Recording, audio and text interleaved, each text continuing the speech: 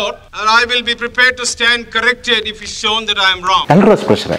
ಬ್ರಾಹ್ಮಣರು ಜೈನರು ಮುಟ್ಟಂಗಿಲ್ಲ, ಜೈನರು ಬೌದ್ರನ್ನು ಮುಟ್ಟಂಗಿಲ್ಲ, ಬೌದ್ಧರು ವೈಶ್ಯರನ್ನು ಮುಟ್ಟಂಗಿಲ್ಲ, ವೈಶ್ಯರು ಗೌಡ್ರನ್ನು ಮುಟ್ಟಂಗಿಲ್ಲ, ಗೌಡ್ರು ಕೊಟ್ಟರನ್ನು ಮುಟ್ಟಂಗಿಲ್ಲ, ಯಾರೂ ಮುಟ್ಟಂಗಿಲ್ಲ. ಬರೀ ಅದಕ್ಕೆ ಬಹುಶಃ ಅದಕ್ಕೋಸ್ಕರ ನಾವು ಇಷ್ಟೊಂದು ಹೊಡೆದಾಡ್ತೀವಿ. ಈ ನೆಪದಲ್ಲಾದರೂ ಒಬ್ಬ ಇನ್ನೊಬ್ಬ ಮನುಷ್ಯನ ಮುಟ್ಟುವಷ್ಟು ನಮಗೆ ಇದು ಸಿಗಲಿ ಅನ್ನೋ ಕಾರಣಕ್ಕೆ ಒಬ್ಬ ರಾಜನ ಇವತ್ತು ಯಾರೆಲ್ಲ ಪ್ರಚಂಡವಾಗಿ ಗೌರವಿಸಿ ಎಲ್ಲರೂ ದೇಶಕ್ಕೊಬ್ಬನೇ ಇಂಥವ್ನು ನೀವು ನಿಲ್ಲದೆ ಇದ್ದಿದ್ರೆ ಇಡೀ ದೇಶ ಮುಸ್ಲಿಂ ರಾಜ್ಯ ಆಗಿಬಿಡುತ್ತೆ ಅಂತಲೇ ಹೇಳ್ತಾ ಇದ್ರು. ಆ ರಾಜನ ಪಟ್ಟಾಭಿಷೇಕದ ಸಮಯದಲ್ಲಿ ಅವನ ಜಾತಿ ಕ್ಷತ್ರಿಯದಲ್ಲ, ಅವನ ರಾಜ ಆಗಲು ಸಾಧ್ಯ ಇಲ್ಲ ಅಂತ ಹೇಳ್ಕೊಂಡು ನಮ್ಮಲ್ಲಿ ಮಾತುಕತೆ ಬರುತ್ತೆ. ಇದು ಸಂವಿಧಾನದ ನಂತರ ಯಾವತ್ತೂ ಆಗಲ್ಲ. ಇವತ್ತೇನು ನೀವು ಮೋದಿಯವ್ರನ್ನ ನಾನು ಚಾ ಮಾರ್ತಾ ಇದ್ದೆ ಅಂತ ಹೇಳಿರುವಂತಹ ಮೋದಿ ಒಬ್ಬ ದೇಶದ ಪ್ರಧಾನಿ ಆಗಲಿಕ್ಕೆ ಸಾಧ್ಯ ಆಗಿದ್ದೆ ಬೇಸ್ಡ್ ಆನ್ ಕಾನ್ಸ್ಟಿಟ್ಯೂಷನ್ ಅಷ್ಟೇ. ಬ್ರಿಟಿಷರು ಬರಲಿಲ್ಲ ಅಥವಾ ಹೆಂಗೋ ಬಂದ್ಕೊಂಡು ಇದಾಗ್ತಿತ್ತು ಅಂತ ಹೇಳಿ. ಇವತ್ತೇನು ಆಫ್ರಿಕಾದ ಕಥೆ ಇದೆ, ಆಫ್ರಿಕಾದ ಪರಿಸ್ಥಿತಿ ಇದೆ. ಅವರಲ್ಲೇ ಹೋರಾಡ್ಕೊಂಡು ಅವರಲ್ಲೇ ಹೊಡೆದಾಡ್ಕೊಂಡು ಇದಾಗ್ತಿತ್ತು.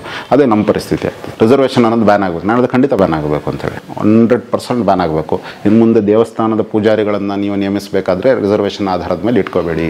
ವಾರದ ಹಿಂದೆ ಚಂದದ ವಾಚ್ ಹಾಕೊಂಡ ಅಂತ ಹೇಳಿ 14 ವರ್ಷದ ಒಬ್ಬ ಹುಡುಗನ್ನ ಚೆನ್ನೈಯಿಂದ ಒಂದು 25 ಕಿಲೋಮೀಟರ್ ದೂರದಲ್ಲಿರೋ ಒಂದು ಹಳ್ಳಿಯಲ್ಲಿ ಹೊಡೆದು ಕೈ ಹೊಡೆದಾಕಿದ್ರು. ನಿಮ್ಮಿಂದ 2-3 ಸೀಟ್ ಕಸ್ಕೊಂಡಿರೋ ಒಂದು ಕ್ರೈಮಿಗೂ ಚೆನ್ನಾಗಿರೋ ವಾಚ್ ಹಾಕೊಂಡು ನಮ್ಮ ಮುಂದೆ ಬರ್ತೀನ ಅಂತ ಹೇಳ್ಕೊಂಡು ಚೆನ್ನೈ, ನಾವು imagine Tamil Nadu which is suppose to be the progressive state, ಅಲ್ಲಿ ಹಿಂಗಾಯಿತು ಅಂತ ಹೇಳಿದ್ರೆ ಇದು ಪವರ್ಟಿ ಎಲಿವೇಷನ್ ಸ್ಕೀಮ್ ಅಲ್ಲ. ಆದರೆ ಅದನ್ನು ಒಂದ್ಸಲ ಅಂಬೇಡ್ಕರ್ ತುಂಬ ಚೆನ್ನಾಗಿ ಹೇಳಿದ್ರು. ರಿಸರ್ವೇಷನ್ ಅನ್ನೋದು ಶೋಷಣೆಗೆ ಒಳಗಾದವರು ಶೋಷಣೆ ವಿರುದ್ಧ ಹೋರಾಡದೇ ಇರಲಿ ಅಂತ, ಅವ್ರ ಮೇಲೆ ಹೊರಿರೋ ಇನ್ನೊಂದು ಥರದ ಶೋಷಣೆ ಅಂತ. ಬಿಕಾಸ್ ಆ ಟೈಮಲ್ಲಿ he was not supporting reservation, he wanted separate electrodes, which again ಆ ಟೈಮಲ್ಲಿ ರಿಸರ್ವೇಷನ್ಗೆ ವಿರೋಧ ಇತ್ತು. ಫಸ್ಟ್ ಪಟೇಲ್ರು ವಿರೋಧಿಸಿದ್ರು, ಬಟ್ ಆಮೇಲೆ ಪಟೇಲ್ರು ಗಟ್ಟಿಯಾಗಿ ನಿಂತಕ್ಕೆ ಅದಾಯಿತು. ಗೀತಾ ಪ್ರೆಸ್ ಅಂತ ಬರ್ತಾ ಇತ್ತು. ಗೀತಾ ಪ್ರೆಸ್ ಪತ್ರಿಕೆ ಹೊಡಿಸುತ್ತೆ. ಸ್ಪೆಸಿಫಿಕ್ ಆಗಿ ಹೀನಕುಲು ಡಾಕ್ಟರ್ ಅಂಬೇಡ್ಕರ್ ಅಂತ ಬರೆದು ಕಳಿಸ್ತಾ ಇದ್ರು. When he was already selected as the founding member ಅಲ್ಲಿ ಚೀಫ್ ಆರ್ಕಿಟೆಕ್ಟ್ ಆಫ್ ಕಾನ್ಸ್ಟಿಟ್ಯೂಷನ್ ಅಂತ ಸೆಲೆಕ್ಟ್ ಆದಮೇಲೆ ಕೋಡಿಗಟ್ಟಲೆ ಬೆವರು ಸುರಿಸಿದಿ, ಒಂದು ಹನಿ ರಕ್ತವನ್ನು ಹರಿಸದೆ ತರಬಲ್ಲಂತಹ ಸಾಮಾಜಿಕ ಬದಲಾವಣೆಯ ವ್ಯವಸ್ಥೆಯೇ ಡೆಮೋಕ್ರಸಿ, ಅದಕ್ಕೊಂದು ಸಂವಿಧಾನ ಅಂತ.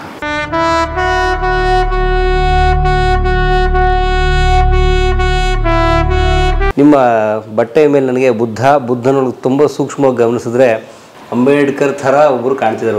ಅಂಬೇಡ್ಕರ್ ಥರ ಫೇಮಸ್ ಕೈ ತೋರಿಸುವ ಒಂದು ಭಂಗಿ ಇದೆಯಲ್ಲ, ಅದು ಕಾಣ್ತಿದೆ. ಹೇಗಿದು ಅಂದರೆ ತೋರಿಸುವ ಅವಶ್ಯಕತೆ ಇದೆಯಾ? ನಾವು ತೋರಿಸೋ ಅವಶ್ಯಕತೆ ಯಾಕೆ ಬರುತ್ತೆ ಅಂತ ಹೇಳಿದ್ರೆ, ಯಾಕಂದ್ರೆ ನಮ್ಮಲ್ಲಿ ಸ್ಮೃತಿ ಮತ್ತು ವಿಸ್ಮೃತಿ ಎರಡರಿಂದಲೂ ಒಬ್ಬ ಮನುಷ್ಯನ ಸಾಯಿಸೋದು ತುಂಬ ಸುಲಭ ನಮ್ಮ ದೇಶದಲ್ಲಿ. ಸ್ಮೃತಿ ಹೇಗೆ ಅಂತ ಹೇಳಿದ್ರೆ ದಿನಾ ನೆನೆಸ್ಕೊತಾ ಇರೋದು ಒಂದು ವಿಷಯದ ಬಗ್ಗೆ, ಬಾಕಿ ಉಳಿದದ್ರ ಬಗ್ಗೆ ಗೌಣವಾಗಿಬಿಡೋದು. ವಿಸ್ಮೃತಿ ಏನಂದ್ರೆ ಅಂಥವ್ರು ಇದ್ದ ಅನ್ನೋದನ್ನೇ ಮರ್ತು ಬಿಡೋದು. ಇದು ಎರಡೂ ಏನಾಗುತ್ತೆ, ಒಬ್ಬ ವ್ಯಕ್ತಿಯನ್ನು ಅರ್ಥ ಮಾಡ್ಕೊಳ್ಳೋದ್ರಲ್ಲಿ, ಒಬ್ಬ ವ್ಯಕ್ತಿಯನ್ನು ಒಪ್ಕೊಳ್ಳೋದ್ರಲ್ಲಿ ಇದಾಗ್ತಿರತ್ತೆ. ಸೊ ಸೆಲೆಬ್ರೇಷನ್ ಜೊತೆಗೆ ಒಬ್ಬ ವ್ಯಕ್ತಿಯನ್ನು ನಾವು ನಮ್ದೇನು ಅನ್ನೋದರ ಹೇಳೋದರ ಜೊತೆಗೆ ನಮ್ಮನ್ನು ನಾವು ಅವರ ಜೊತೆ ಹೋಲಿಕೆಯಲ್ಲಿ ಕಡು ನಿಕಷದಲ್ಲಿ ಹೋಲಿಸ್ಕೊಂಡು ಏನಾಗ್ಬೋದು ನಾವು ಆ ವ್ಯಕ್ತಿಯ ಮಟ್ಟಕ್ಕೆ ಏರಕ್ಕೆ, ಅಥವಾ ಕೆಲವರ ವಿಷಯದಲ್ಲಿ ಆ ವ್ಯಕ್ತಿಯ ಮಟ್ಟಕ್ಕೆ ಇಳಿದೇ ಇರೋದಕ್ಕೆ ಅನ್ನೋದು ನಮ್ಮೊಳಗೆ ಒಂದು ಅಂತರ್ ಸಂವಾದ ಆಗ್ತಾ ಇರಬೇಕಲ್ಲ. ಅದೆಲ್ಲದರ ಒಟ್ಟು ಮೊತ್ತಕ್ಕೆ ಕೆಲವೊಮ್ಮೆ ಇಂತಹ ಇವುಗಳು ಬೇಕಾಗುತ್ತೆ. ಇಟ್ಸ್ ಲೈಕ್ ಬರ್ತ್ಡೇ ದಿನ ಯಾಕೆ ನೀವೆಲ್ಲರೂ ಸೇರಿ ಕೇಕ್ ಕಟ್ ಮಾಡ್ತೀರಾ ಅನ್ನೋದಾದರೆ ವಿಶ್ ಮಾಡಿದ್ರೆ ಸಾಕಲ್ವ, ಮನಸ್ಸೊಳಗಿರಬೇಕು ಅಂತ ನಾವು ಹೇಳ್ಬೋದು. ಬಟ್ ಒಂದು ವಿಶ್ ಎಲ್ಲರೂ ಸೇರೋ ನೆಪದಲ್ಲಿ ಒಂದು ಸಂಭ್ರಮ ಇದೆಯಲ್ಲ, ಅದು ಮೆಮೊರಿಯಾಗಿ, ನೆನಪಾಗಿ, ಮತ್ತೊಂದು ಧ್ಯೇಯವಾಗಿ, ಮತ್ತೊಂದು ಗುರಿಯಾಗಿ ಉಳ್ಕೋತಾ ಹೋಗ್ತಾ ಇರುತ್ತೆ. ದೊಡ್ಡವ್ರ ವಿಷಯದಲ್ಲಿ, ಈಗ ನಾವು ಅಂಬೇಡ್ಕರ್ ಅವರ ವಿಷಯದಲ್ಲಿ ಅಥವಾ ಇವರುಗಳ ವಿಷಯದಲ್ಲಿ ಈ ರೀತಿ ಹಾಕಿದ ಕೂಡಲೇ ಇಲ್ಲಿ 3 ಅಂಶಗಳು ಕ್ಲಿಯರ್ ಆಗ್ತಾ ಹೋಗುತ್ತೆ. ಒಂದು, ನಿಮ್ಮನ್ನು ಯಾರ್ಯಾರು ನಮ್ಮ ಜೊತೆ ಇಟ್ಕೋಬೇಕು ಮತ್ತು ನಿಮ್ಮನ್ನು ಯಾರ್ಯಾರು ನಮ್ಮ ಜೊತೆ ಇಟ್ಕೋಬಾರ್ದು ಅಂತ ಬೇರೆಯವ್ರು ಡಿಸೈಡ್ ಮಾಡ್ಬೋದು. ನೀವು ಯಾರ ಜೊತೆ ಇರಬೇಕು ಅಥವಾ ಯಾರ ಜೊತೆ ಸೇರಬಾರ್ದು ಅನ್ನೋದನ್ನು ನೀವೇ ಒಂಥರ ಅಂಡರ್ಲೈನ್ ಸ್ಟೇಟ್ಮೆಂಟ್ ಮಾಡ್ದಂಗೆ. 3ನೇದು, ನಿಮ್ಮ ಹಿಪೋಕ್ರಸಿ ನಿಮಗೆ ಗೊತ್ತಾಗುತ್ತೆ. ಅಂಬೇಡ್ಕರ್ ಅವರ ಬಗ್ಗೆ ನಾನಿಲ್ಲಿ ಹಾಕಿದ ಕೂಡಲೇ ನನ್ನಲ್ಲಿ ಎಷ್ಟೋ ಒಂದು ಮಿತಿಗಳಿರ್ತಾವಲ್ಲ, ಆ ಮಿತಿಗಳನ್ನು ಯಾವತ್ತೂ ಅಂಬೇಡ್ಕರ್ ಅಂತವರು ಪ್ರಶ್ನೆ ಮಾಡ್ತಾನೆ ಇರ್ತಾರೆ. ಸೊ ಈ ಎಲ್ಲ ವಿಷಯಗಳ ಬಗ್ಗೆ ಒಂದು ಯಾವ್ದಾರು ಪೊಲಿಟಿಕಲ್, ಸೋಷಿಯಲ್ ಅಥವಾ ಒಳಗಡೆ ಸ್ಪಿರಿಚುವಲ್, ಈ 3 ಅಂಶದಲ್ಲಿ ಒಬ್ಬ ಮನುಷ್ಯ ಬೆಳೀತಾ ಇರಬೇಕಾದ್ರೆ ಇದು ಕೆಲವೊಮ್ಮೆ ಇಂಪಾರ್ಟೆಂಟ್ ಆಗುತ್ತೆ. ಬಟ್ ಇದೇ ಇಂಪಾರ್ಟೆಂಟ್ ಅಲ್ಲ. ನೀವು ಹಾಕೊಳ್ಳೋ ಬಟ್ಟೆಗಿಂತ ಹೆಚ್ಚಾಗಿ ನೀವು ಮಾಡುವ ಯೋಚನೆ ಮತ್ತು ಯಾವ ರೀತಿ ಬದುಕ್ತೀರಿ ಅದು ತುಂಬ ಇಂಪಾರ್ಟೆಂಟ್ ಆಗುತ್ತೆ. ಈಗ ಒಂದು ವೇಳೆ ಇದು ಎರಡರಲ್ಲಿ ಯಾವುದು ಇಂಪಾರ್ಟೆಂಟ್ ಅಂದರೆ ಇದು ತುಂಬ ಇಂಪಾರ್ಟೆಂಟ್. ಅಂದರೆ ಆ ದಾರಿಯಲ್ಲಿ ಬದುಕೋದು, ಆ ದಾರಿಯಲ್ಲಿ ಅನ್ನೋದಕ್ಕಿಂತ ಅವರ ಜೀವನದಿಂದ ಪಾಠ ಕಲಿತು ನೀವು ನಿಮ್ಮ ದಾರಿಯಲ್ಲಿ ಹೋಗೋದು. ಈ ದಾರಿಯಲ್ಲಿ ಹೋಗಬೇಕಾದ್ರೆ ನಮ್ಮ ನಡೆ ನುಡಿಯನ್ನು ಎಷ್ಟು ಮೌಲ್ಯಯುತವಾಗಿ ಮಾಡೋಕ್ಕೆ, ಬದುಕಕ್ಕೆ ಸಾಧ್ಯ ಅನ್ನೋದನ್ನು ನಮಗೆ ನಾವೇ ಕೇಳ್ಕೊತಾ ಹೋಗೋದು. ಈ 78 ವರ್ಷಗಳ ಭಾರತದ ಸ್ವತಂತ್ರ ಹಾಗೂ ಸುಮಾರು 134 ವರ್ಷಗಳ ಅಂಬೇಡ್ಕರ್ ಅವರ ಹುಟ್ಟಿದಂತಹ ಈ ದಿನ ಏಪ್ರಿಲ್ 14 ಅಂಬೇಡ್ಕರ್ ಅವರು ಹುಟ್ಟಿ 134 ವರ್ಷ. 1950ರಲ್ಲಿ ಸಂವಿಧಾನ ಅಡಾಪ್ಟ್ ಮಾಡ್ಕೊಂಡು ನಮಗೆ ನಾವೇ ಅರ್ಪಿಸ್ಕೊಂಡ್ವಿ, ನಾವು ಅದನ್ನೆಲ್ಲ ಆಚರಿಸ್ತೀವಿ. ಸರಿ, how far it is relevant today the constitution the only relevant part. ಏನೂ ಉಳಿದಿಲ್ಲ ಅಲ್ಲಿ. ಯಾಕಂದರೆ ಅದರ ರೆಲೆವೆನ್ಸಿ ಯಾಕೆ ಅನ್ನೋದಕ್ಕೆ, ರಿಲೆವೆನ್ಸಿ ಅನ್ನೋದು ಎರಡಿರುತ್ತೆ. ಒಂದು, ಜನಸಾಮಾನ್ಯರು ಆಚರಿಸ್ತಾ ಇದ್ದಾರಾ ಅನ್ನೋದ್ರ ಮೇಲೆ, ಅಥವಾ ಜನಸಾಮಾನ್ಯರು ಆಚರಿಸ್ಬೇಕಾ ಅನ್ನೋದ್ರ ಮೇಲೆ. ನಮ್ಮ ಆಚರಣೆಗಳು ಹೆಂಗೆಂಗೋ ಹಾಳಾಗಿ ಹೋಗ್ಬೋದು, ಬಟ್ ವಾಪಸ್ ಎಲ್ಲೋ ಒಂದು ಕಡೆ ಹೋಗಿ ಸರಿಯಾಗಬೇಕು ಅಂತ ಬೇಕಾಗತ್ತಲ್ಲ, ಆಗ ಒಂದು ಜಾಗಕ್ಕೆ ಬರಬೇಕಾಗತ್ತೆ. ಈಗ ನೀವು ಚೆನ್ನಾಗಿ ಕುಡಿದು ಮಜಾ ಮಾಡಿ ಎಂಜಾಯ್ ಎಲ್ಲ ಮಾಡ್ಬೋದು, ಬಟ್ ಒಂದು ರಿಹ್ಯಾಬಿಲಿಟೇಷನ್ ಸೆಂಟ್ರಿಗೆ ಬರಬೇಕಾಗತ್ತಲ್ಲ. ನೀವು ನಿಮ್ಮ ಲೈಫ್ ಹಾಳಾದ್ಮೇಲೆ, ನಿಮ್ಮ ಆರೋಗ್ಯ ಹಾಳಾದ್ಮೇಲೆ ನಿಮಗೆ ವಾಪಸ್ ಒಂದು ಇದಕ್ಕೆ ಬರಬೇಕಾದ್ರೆ, ನೀವು ಬಾರಲ್ಲೇ ನಾನು ರಿಹ್ಯಾಬಿಲಿಟೇಟ್ ಆಗ್ತೀನಿ ಅಂದರೆ ಆಗಲ್ಲ. ವಾಪಸ್ಸು ಆ ಒಂದು ರಿಹ್ಯಾಬಿಲಿಟೇಷನ್ ಸೆಂಟ್ರಿಗೆ ಬರಬೇಕಾಗತ್ತಲ್ಲ. ಆಗ ಸಂವಿಧಾನದ ಮೌಲ್ಯಗಳು ತುಂಬ ಇಂಪಾರ್ಟೆಂಟ್ ಆಗ. ಆ್ಯಂಡ್ ನಾನು ಹೇಳ್ತಿದ್ದೀನಿ, ಸಂವಿಧಾನ ನಾಟ್ ಪುಸ್ತಕ ಅಲ್ಲ, ಸಂವಿಧಾನದ ಮೌಲ್ಯಗಳು ತುಂಬ ಇಂಪಾರ್ಟೆಂಟ್ ಆಗುತ್ತೆ. ನಿಮಗೆ ಸಂವಿಧಾನದವನ್ನು ಬಿಟ್ಟು ನಾವು ಬದುಕ್ತೀವಿ ಅಂತ ಹೇಳೋದಾದರೆ, ನೀವು ಅದನ್ನು ಯಾಕೆ ಹೇಳ್ತಿದ್ದೀರಾ ಅಂದರೆ, ಒಂದು ಕ್ಷಣಿಕ ಸುಖಕ್ಕಾಗಿ ಅಥವಾ ಒಂದು ಕ್ಷಣಿಕ ರಾಜಕೀಯಕ್ಕಾಗಿ ನೀವು ಹೇಳ್ತಾ ಇದ್ದೀರ. ಏನು ಹೊಡೆದು ಓಡಿಸ್ಬಿಡ ಆಗಲ್ಲ, ಯಾಕೆ ಸಂವಿಧಾನ ಅಲೌಡ್ ಮಾಡೋದು, ಬಿಡೋಣ ಅಥವಾ ಅದನ್ನು ಮೀರ್ಬಿಡೋಣ ಅಂತ ನಾವು ಹೇಳ್ತಿರ್ತೀವಿ. ಬಟ್ ಹೊಡೆದು ಓಡಿಸುವ ಪ್ರಕ್ರಿಯೆಯಲ್ಲಿ ನಿಮ್ಗೆ ನೆನಪಿರ್ಬೇಕು, ಇನ್ನೊಬ್ಬನೇನೋ ಬಂದು ನಿಮ್ಮನ್ನು ಹೊಡೆದು ಓಡಿಸ್ತಾನೆ. ಆಗ ನಿಮ್ಮ ಪ್ರೊಟೆಕ್ಟರ್ ಯಾರು, ನಿಮ್ಮನ್ನು ಕಾಪಾಡೋರು ಯಾರು ಅನ್ನೋದಾದರೆ ವಾಪಸ್ಸು ಇದೇ ಸಂವಿಧಾನಕ್ಕೆ ಬರಬೇಕಾಗತ್ತೆ. ನಾವಿಲ್ಲಾದರೆ ಇವತ್ತು ಅಕಸ್ಮಾತ್ ಒಂದು ಸಂವಿಧಾನ ಇಲ್ಲ ಅಂತ ಆಗಿದ್ದರೆ, ಇವತ್ತು ಯಾರೆಲ್ಲ ಸಂವಿಧಾನ ವಿರುದ್ಧವಾಗಿ ಮಾತಾಡ್ತಾ ಇದ್ದಾರೋ ಅವರು ಕೂಡ ಅವರು ಬದುಕು ನಡೆಸುವ ಒಂದು ಪ್ರೋಸೆಸ್ಸಲ್ಲಿ ಇರಲಿಕ್ಕೆ ಆಗ್ತಾ ಇರಲಿಲ್ಲ. ಯಾರೋ ಒಬ್ಬನ ಹುಚ್ಚಾಟಕ್ಕೋಸ್ಕರ, ಒಬ್ಬ ರಾಜನ ಹುಚ್ಚಾಟಕ್ಕೋಸ್ಕರ ಅಥವಾ ಒಂದು ಧರ್ಮ ವೀರುವಿನ ಹುಚ್ಚಾಟಕ್ಕೋಸ್ಕರ ನಾವೆಲ್ಲರೂ ನಮ್ಮದೇ ಜೀವನದಲ್ಲಿ ನಾವೇ ತೆಗೆದುಕೊಳ್ಳಿಕ್ಕೆ ಸಾಧ್ಯ ಇಲ್ಲದ ನಿರ್ಧಾರಗಳಿಂದಾಗಿ ಒದ್ದಾಡ್ತಾ ಇರ್ತಿದ್ವಿ. ಇದೆಲ್ಲದನ್ನು ನೀವು ಗಮನಿಸ್ತಾ ಹೋದರೆ, who is more relevant? Constitution is the only relevant factor. It's the only sanity left in the country.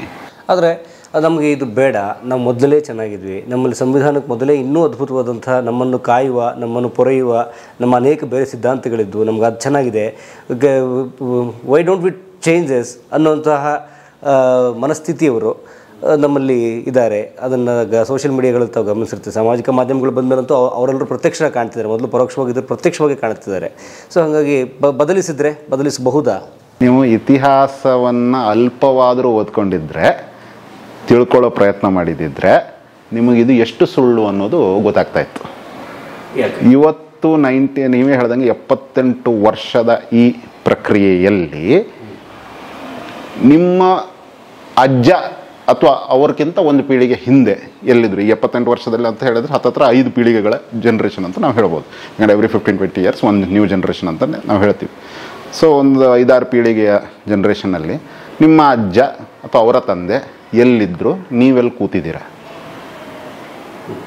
ಅರ್ಥ ಆಗ್ತಿದೆಯಲ್ಲ? ಈ ಒಂದು ಗ್ಯಾಪ್ನ ಅನಲೈಸ್ ಮಾಡಿ. ಯಾರೇ ಆಗಿರಲಿ, I am saying any cost, any religion, ಭಾರತದಲ್ಲಿ ನೀವೊಂದು ಅನಲೈಸ್ ನೀವು ಮಾಡಿ. ನೀವು ತೀರಾ ದೊಡ್ಡ ಹಿಸ್ಟ್ರಿಗೆ ಹೋಗೋದು ಬೇಡ, ಬರೀ 3-4 ಜನ್ರೇಷನ್.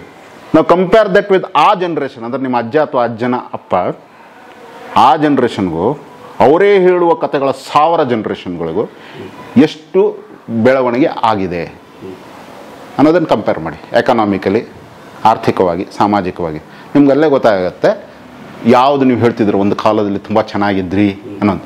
ಒಂದು ಕಾಲದಲ್ಲಿ ಚೆನ್ನಾಗಿದ್ವಿ ಅನ್ನೋ ಒಂದು ಕಥೆ ಏನಿದೆ, ಅದು ಶ್ರೀಸಾಮಾನ್ಯನ ಕಥೆ ಆಗಿರಲೇ ಇಲ್ಲ, ಅದು ರಾಜರ ಕಥೆ ಆಗಿತ್ತು. ನೀವು ಏನೇ ಇತಿಹಾಸದ ಬಗ್ಗೆ ಓದಬೇಕಾದ್ರೂ ನೀವು ಯಾರ ಬಗ್ಗೆ ಓದ್ತಾ ಇದ್ದೀರಾ? ಆ ಪ್ರಾಂತ್ಯದ ರಾಜ. ಉದಾಹರಣೆಗೆ ನಮ್ಮ ವಿಜಯನಗರ ಸಾಮ್ರಾಜ್ಯ, ಚಿನ್ನಬಳ್ಳಿ ಮಾರ್ತಿದ್ರು, ಹೌದು, ಕೃಷ್ಣದೇವರಾಯ ಹೀಗಿದ್ರು, ಹೌದು, ಎಲ್ಲವೂ ಹೌದು.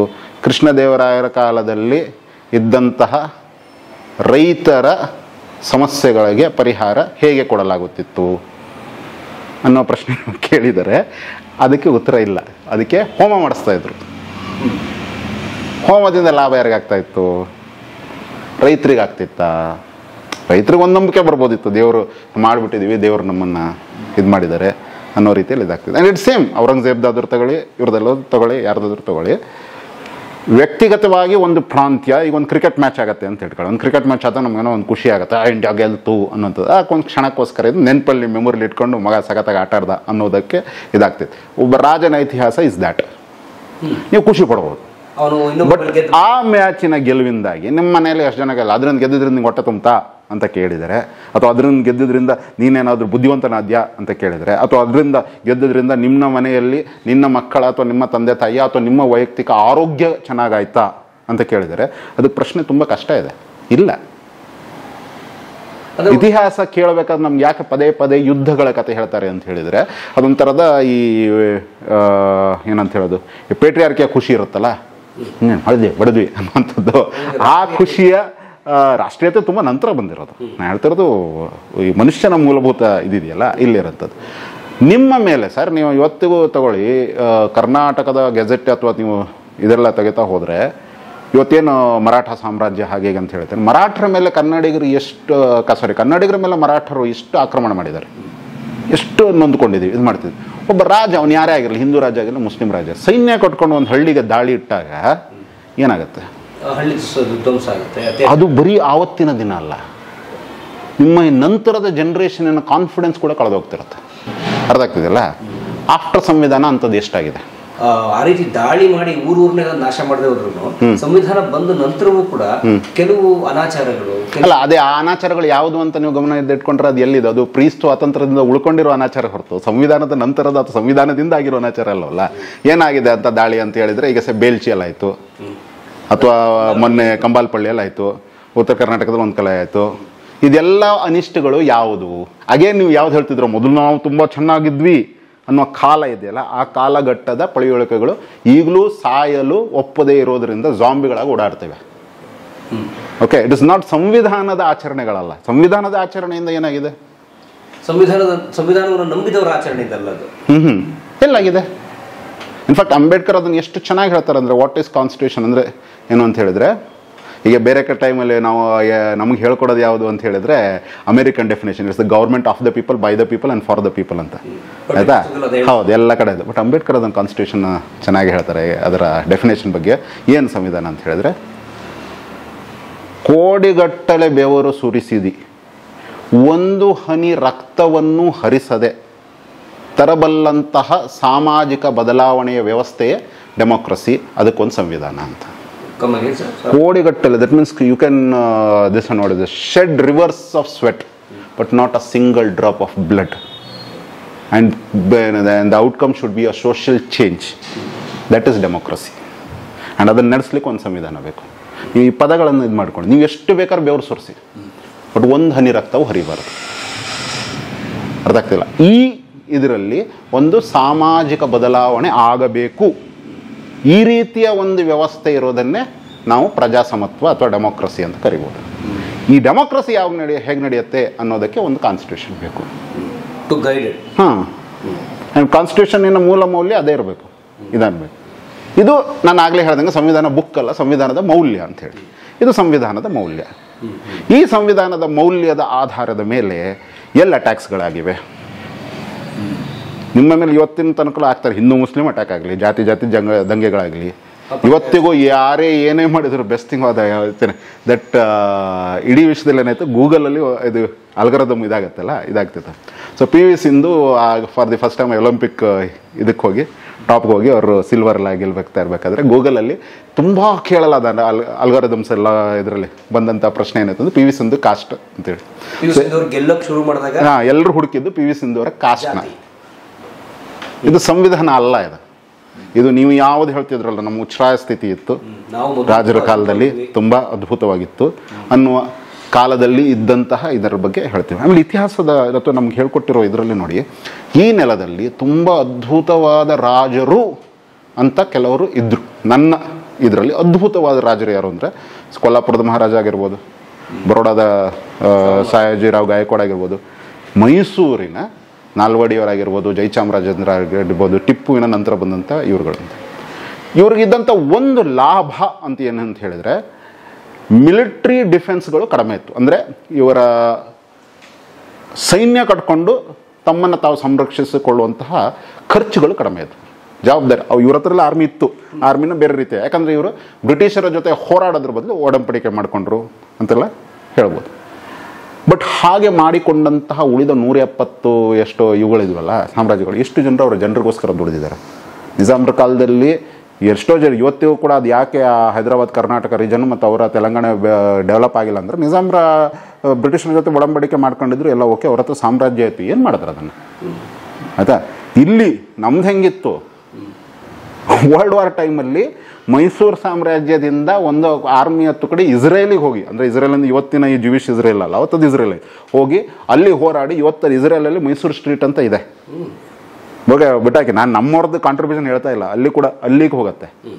ಓಕೆ, ನಮ್ಮ ಇವ್ರು ದಿವಾನ್ರು ಹೇಳ್ತಾರೆ ಮೈಸೂರು ಏನಂತ ಹೇಳಿದ್ರೆ, ಮೈಸೂರಿಲ್ಲ ಪ್ರಜೆ ಮೈಸೂರ ಸೀರೆ ಹಾಕ್ಕೊಂಡು, ಅಂದರೆ ಮೈಸೂರು ಸಿಲ್ಕ್ ರೇಷ್ಮೆ ಸೀರೆ ಹಾಕ್ಕೊಂಡು ಮೈಸೂರು ಸಾಬಾನಲ್ಲಿ ತೊಳ್ಕೊಂಡು ಮೈಸೂರು ಲ್ಯಾಂಪಿನ ಬೆಳಕಲ್ಲಿ ಓದ್ತಾನೆ ಅನ್ನೋ ರೀತಿ. ಅಂದರೆ ಮೊದಲು make in India and Atmanirbhar ಅಂತ ಹೇಳ್ಕೊಂಡು ಇವತ್ತೇನು ಹೇಳ್ತಾರೆ, ಅದು ಫಸ್ಟ್ ಸ್ಟಾರ್ಟ್ ಆಗಿದೆ ಮೈಸೂರಲ್ಲ.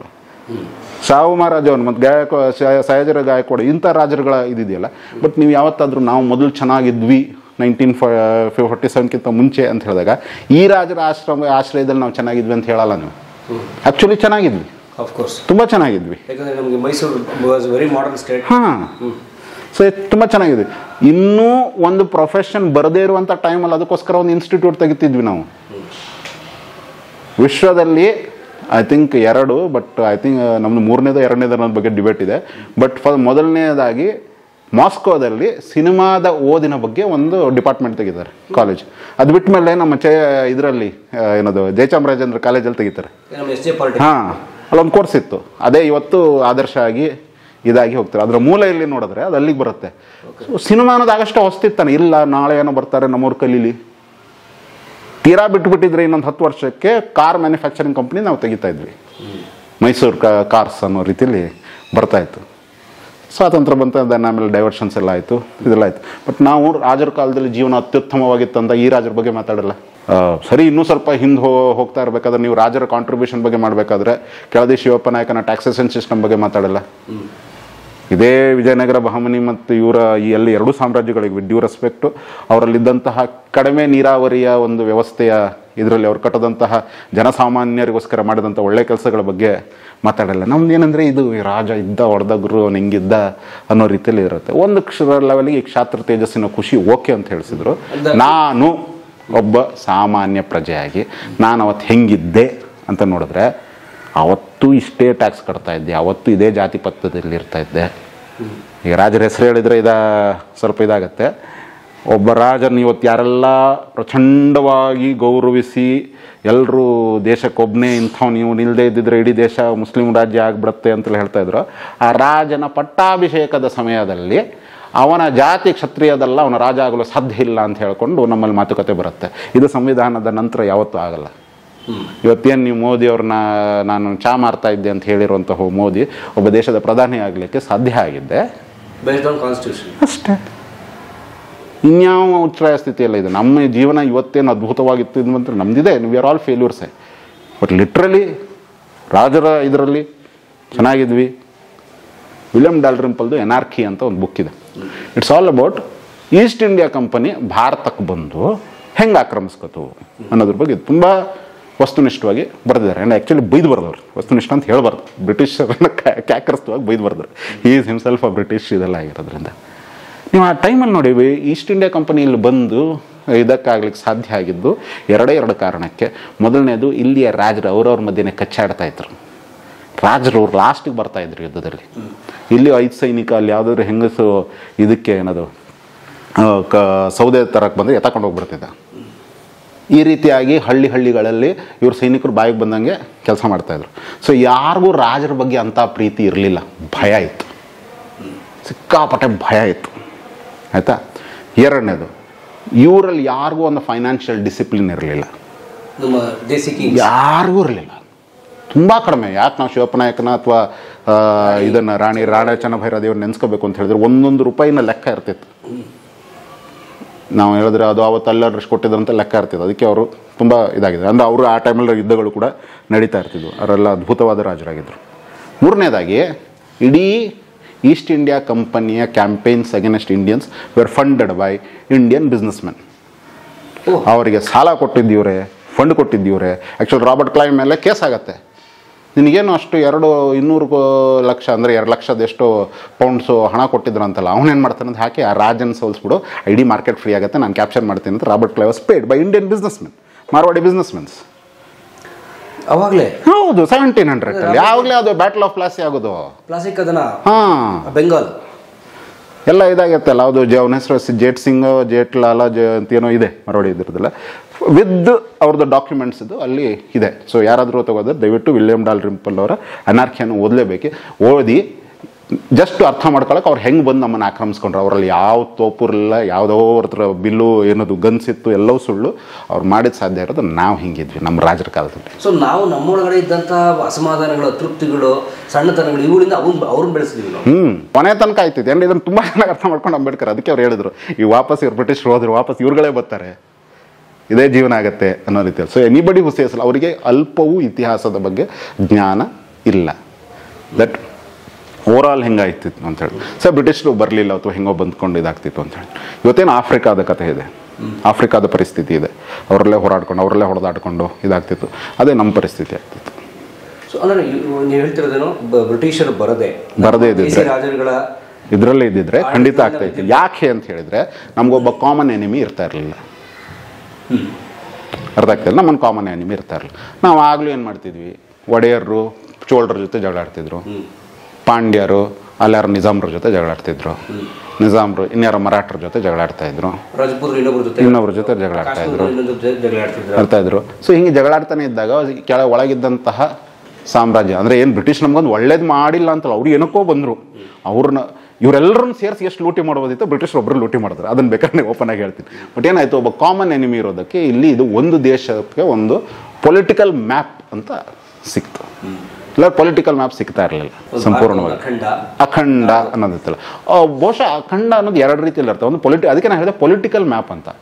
ನಿಮಗೆ ಅಖಂಡ ಅನ್ನೋದ್ರ ಬಗ್ಗೆ ಇದೆಯಲ್ಲ, ಭಾರತ ಅನ್ನೋದು ಒಂದು ವಿಚಾರವಾಗಿ ನೋಡೋದು ಅಂತ ಹೇಳಿದ್ರೆ ಅದು ಬ್ರಿಟಿಷರು ಬರೋದಲ್ಲ, ಅದು ಎಷ್ಟು ಸಾವಿರಾರು ವರ್ಷಗಳಿಂದ ಭಾರತ ಅನ್ನೋದು ವಿಚಾರ ಇದೆ, ಅದಕ್ಕೊಂದು ನಂಬಿಕೆ ಇದೆ. ನೀವು ಇವತ್ತಿಗೂ ಇಂಡೋನೇಷ್ಯಾಗೆ ಹೋದರೆ ಅಲ್ಲಿಯ ದೇವತೆಗಳ ಇಸ್ಲಾಮೀಕರಣಗೊಂಡಿದ್ರು, ಅಲ್ಲಿ ನಿಮಗೆ ಹಿಂದೂ ದೇವರ ಇವುಗಳು ಕಾಣಿಸುತ್ತೆ. ಜಪಾನಿಗೆ ಹೋದರೂ ಕಾಣಿಸುತ್ತೆ, ನಾನೆಲ್ಲೋ ಇದಕ್ಕೆ ಹೋದರೂ ಕಾಣಿಸುತ್ತೆ. ಸೊ ಅದಕ್ಕೆ ಬೇರೆ ಬೇರೆ ಇದಾಗಿದೆ. ಸೊ ಭಾರತ ಒಂದು ವಿಚಾರವಾಗಿ ಅಖಂಡ ಭಾರತವಾಗಿ ಇತ್ತು. ಬಟ್ ಒಂದು ಪೊಲಿಟಿಕಲ್ ಮ್ಯಾಪ್ ಅಂತ ಬೇಕಾಗತ್ತಲ್ಲ, ಇಲ್ಲಿಂದ ಅಲ್ಲಿ ಅನ್ನೋವಂಥದ್ದು ಇದಾಗ್ತಿತ್ತು. ಅದು ಯಾವತ್ತೂ ಸಿಗ್ತಾ ಇರಲಿಲ್ಲ. ನೀವು ಕರೆಕ್ಟಾಗಿ ಗಮನಿಸಿ, ಮರಾಠರು ಒಂದು ಇದು ಕಳಿಸ್ತಾರೆ, ಇದು ಮರಾಠ ಎಂಪೈರ್ ಅಂಥೇಳಿ. ಅದೇ ಸಮಯದಲ್ಲಿದ್ದಂತಹ ಇವರು ನಿಜಾಮ್ರದ್ದು ಮತ್ತು ಈ ಅವಧ್ ರಾಜರದ್ದು ಕಳಿಸ್ತಾರೆ.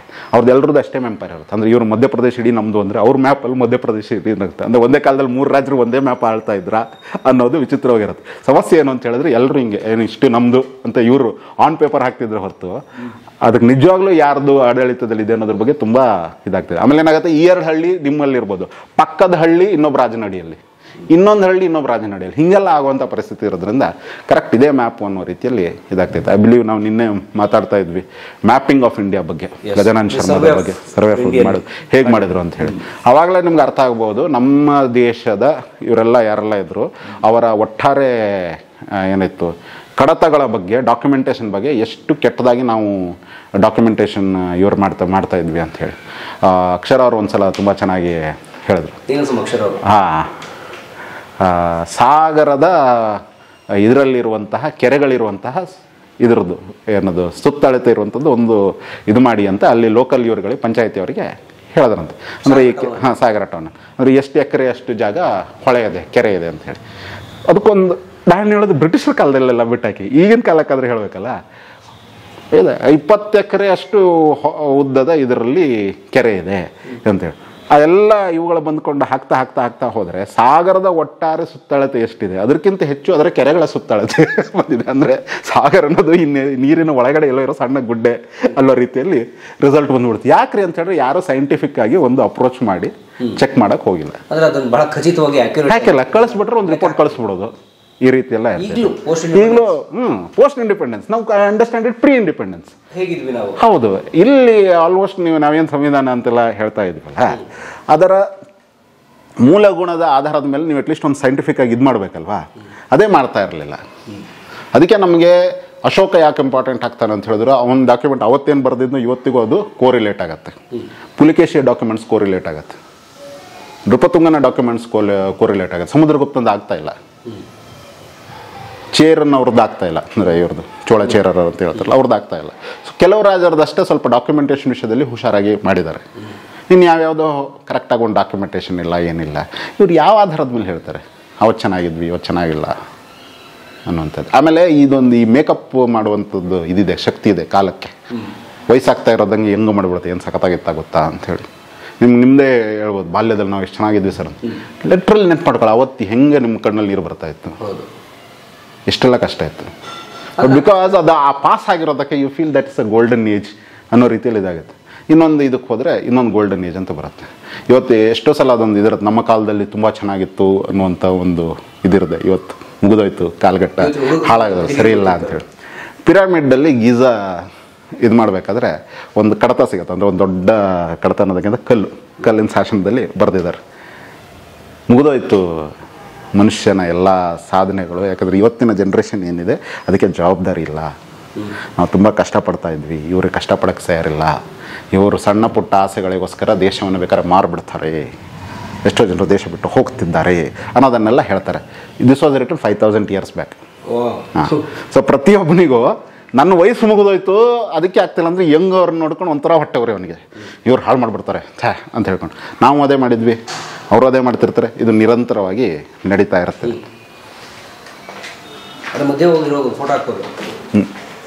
ಸೊ ಈ ಹೋಲ್ ಪ್ರೋಸೆಸ್ ಆಫ್ ಟೆಲಿಂಗ್ ನಮ್ಮ ಕಾಲದಲ್ಲಿ ಚೆನ್ನಾಗಿತ್ತಿದೆಯಲ್ಲ, ಅದು ನಾನ್ಸೆನ್ಸ್. ಪ್ರತಿಯೊಂದು ಹಂತದಲ್ಲೂ ಇದಾಗ್ತಿರತ್ತೆ. ಒಂದು ಒಳ್ಳೇದಿರುತ್ತೆ. ಇವತ್ತು ನಾವು ಕೆಲವುದು ಒಳ್ಳೆಯದನ್ನು ಉಳಿಸ್ಕೊಂಡಿರ್ತೀವಿ, ಕೆಲವುದನ್ನು ಕೆಡಿಸಿರ್ತೀವಿ. ಮುಂದಿನ ಬರುವ ಪೀಳಿಗೆಗೆ ನಿಜವಾಗ್ಲೂ ನಾವು ಇದಾಗಿದೆ ಅಂತ ಹೇಳಿದ್ರೆ, ನಾನದೇ ಹೇಳಿದ್ನಲ್ಲ, ಹಳೆಯದರಿಂದ ಕಲಿಬೇಕು, ಅದರಲ್ಲಿ ಏನು ಒಳ್ಳೆಯದನ್ನು ಉಳಿಸ್ಕೋಬೇಕು ಅಂತ ಉಳಿಸ್ಕೊಂಡು ಮುಂದೆ ಹೋಗ್ಬೇಕು. ಫಾರ್ ಸಿಂಪಲಾಗಿ ಹೇಳೋದಂತ ಹೇಳಿದ್ರೆ, ಇವತ್ತು ತುಂಬ ಮಾಲಿನ್ಯ ಆಗಿದೆ, ಇವತ್ತು ತುಂಬ ಮರಗಳನ್ನು ಕಡಿತಾ ಇದ್ದಾರೆ. ಅದಕ್ಕೋಸ್ಕರ ನಾವು ಕಾಡನ್ನು ಉಳಿಸಿ ಮುಂದಿನ ಜನ್ಮಕ್ಕೆ ಕೊಡಬೇಕು ಅನ್ನುವಂಥ ಪ್ರಜ್ಞೆ ಕಳೆದ 80s 90s especially Sunderlal Bahuguna ಕಾಲದಿಂದ 70s ಅಂತಲೇ ಇಟ್ಕೊಂಡು ಇವತ್ತು ತುಂಬ ಆಗಿದೆ. ಆ್ಯಂಡ್ ಇವತ್ತು ನಾವು ಅದರ ಪರಿಣಾಮ ನೋಡ್ತಾ ಇದ್ವಿ. ನಮ್ಮ ಮಕ್ಕಳು ನಿಜಕ್ಕೂ ಕಾಲ ಮಾಡ್ತಾಯಿದ್ರು.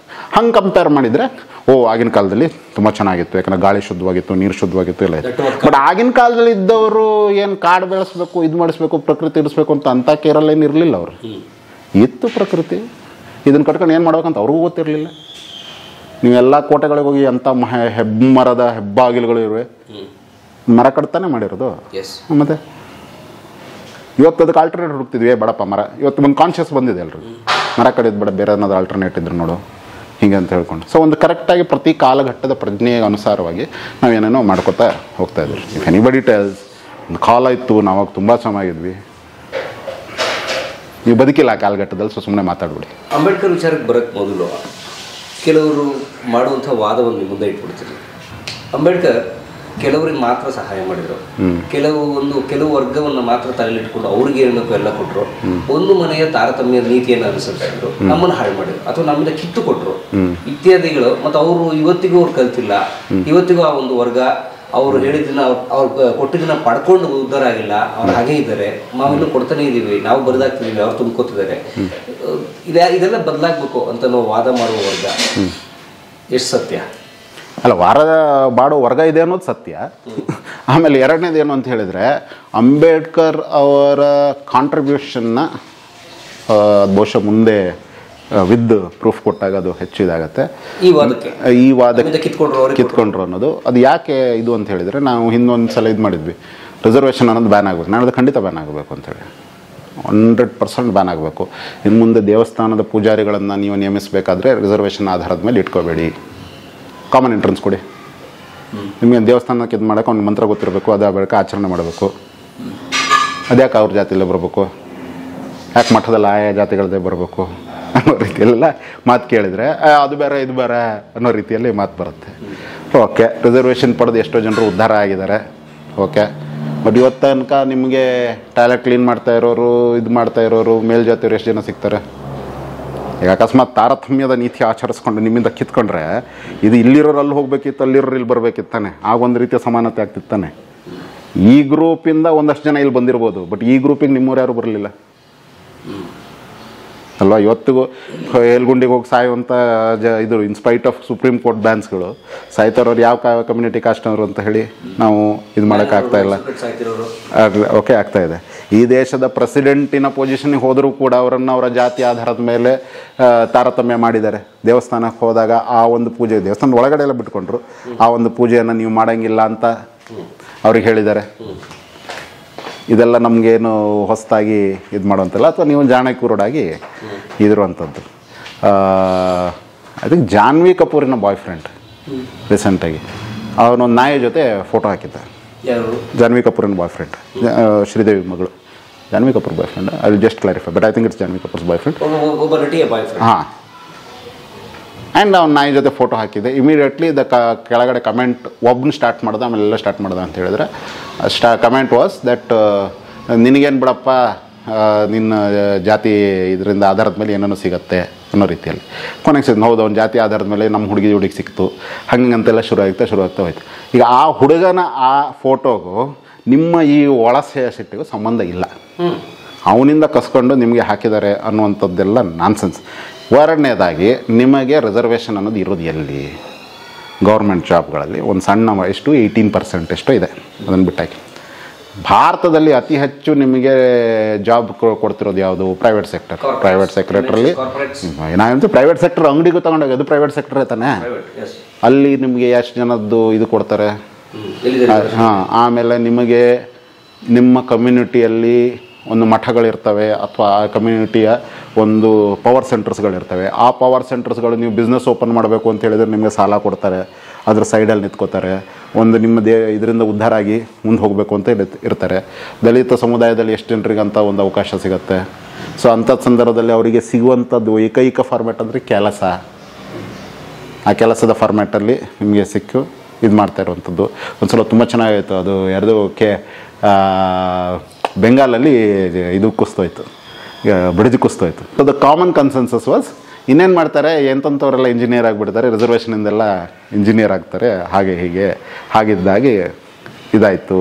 ಇಂಥವೆಲ್ಲ ಕಳಪೆ ಮಟ್ಟದ ಬ್ರಿಡ್ಜು ಕಟ್ಟಿದ್ದಾರೆ ಅಂತ ಆಯಿತು. ಅದರ ಮಾರನೇ ದಿವಸವೇ who and all were involved in the bridge construction ಅನ್ನೋ ರೀತಿಯಲ್ಲಿ ಲಿಸ್ಟ್ ಬಂತು, including contractors and engineers, government officer. ಅದರಲ್ಲಿ ಒಬ್ಬ ಕೂಡ ದಲಿತ ಕಮ್ಯುನಿಟಿಯವನು ಇರಲಿಲ್ಲ. ಈಗ ನಿಮ್ಮ ಹಿಂದೆ ಒಂದು ದಿವಸದ ಹಿಂದಿನ ವಾದ ಏನಿತ್ತು, ಇವತ್ತಿನ ವಾದ ಏನಿದೆ, ಇದಕ್ಕೆ ಸಂಬಂಧ ಇದೆಯಾ?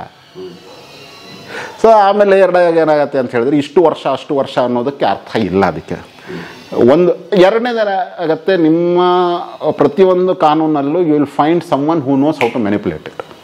ಹೆಣ್ಮಕ್ಳನ್ನು ಕಾಪಾಡುವ ಕಾನೂನು ಅಂತ ಇರೋದನ್ನು ಹಿಡ್ಕೊಂಡೇ ಎಷ್ಟೋ ಹೆಣ್ಮಕ್ಳು ಏನೋ ಒಂದು ಯಾರೊಬ್ಬರ ಬಗ್ಗೆ ಸುಳ್ಳು ಕೇಸ್ ಹಾಕಿ ಇದು ಮಾಡಿದ ಕೂಡ ಕಾನೂನು ತಪ್ಪು ಅಂತ ಹೇಳೋಕ್ಕಾಗಲ್ಲ, ಅವ್ರು ತಪ್ಪು, your bad luck.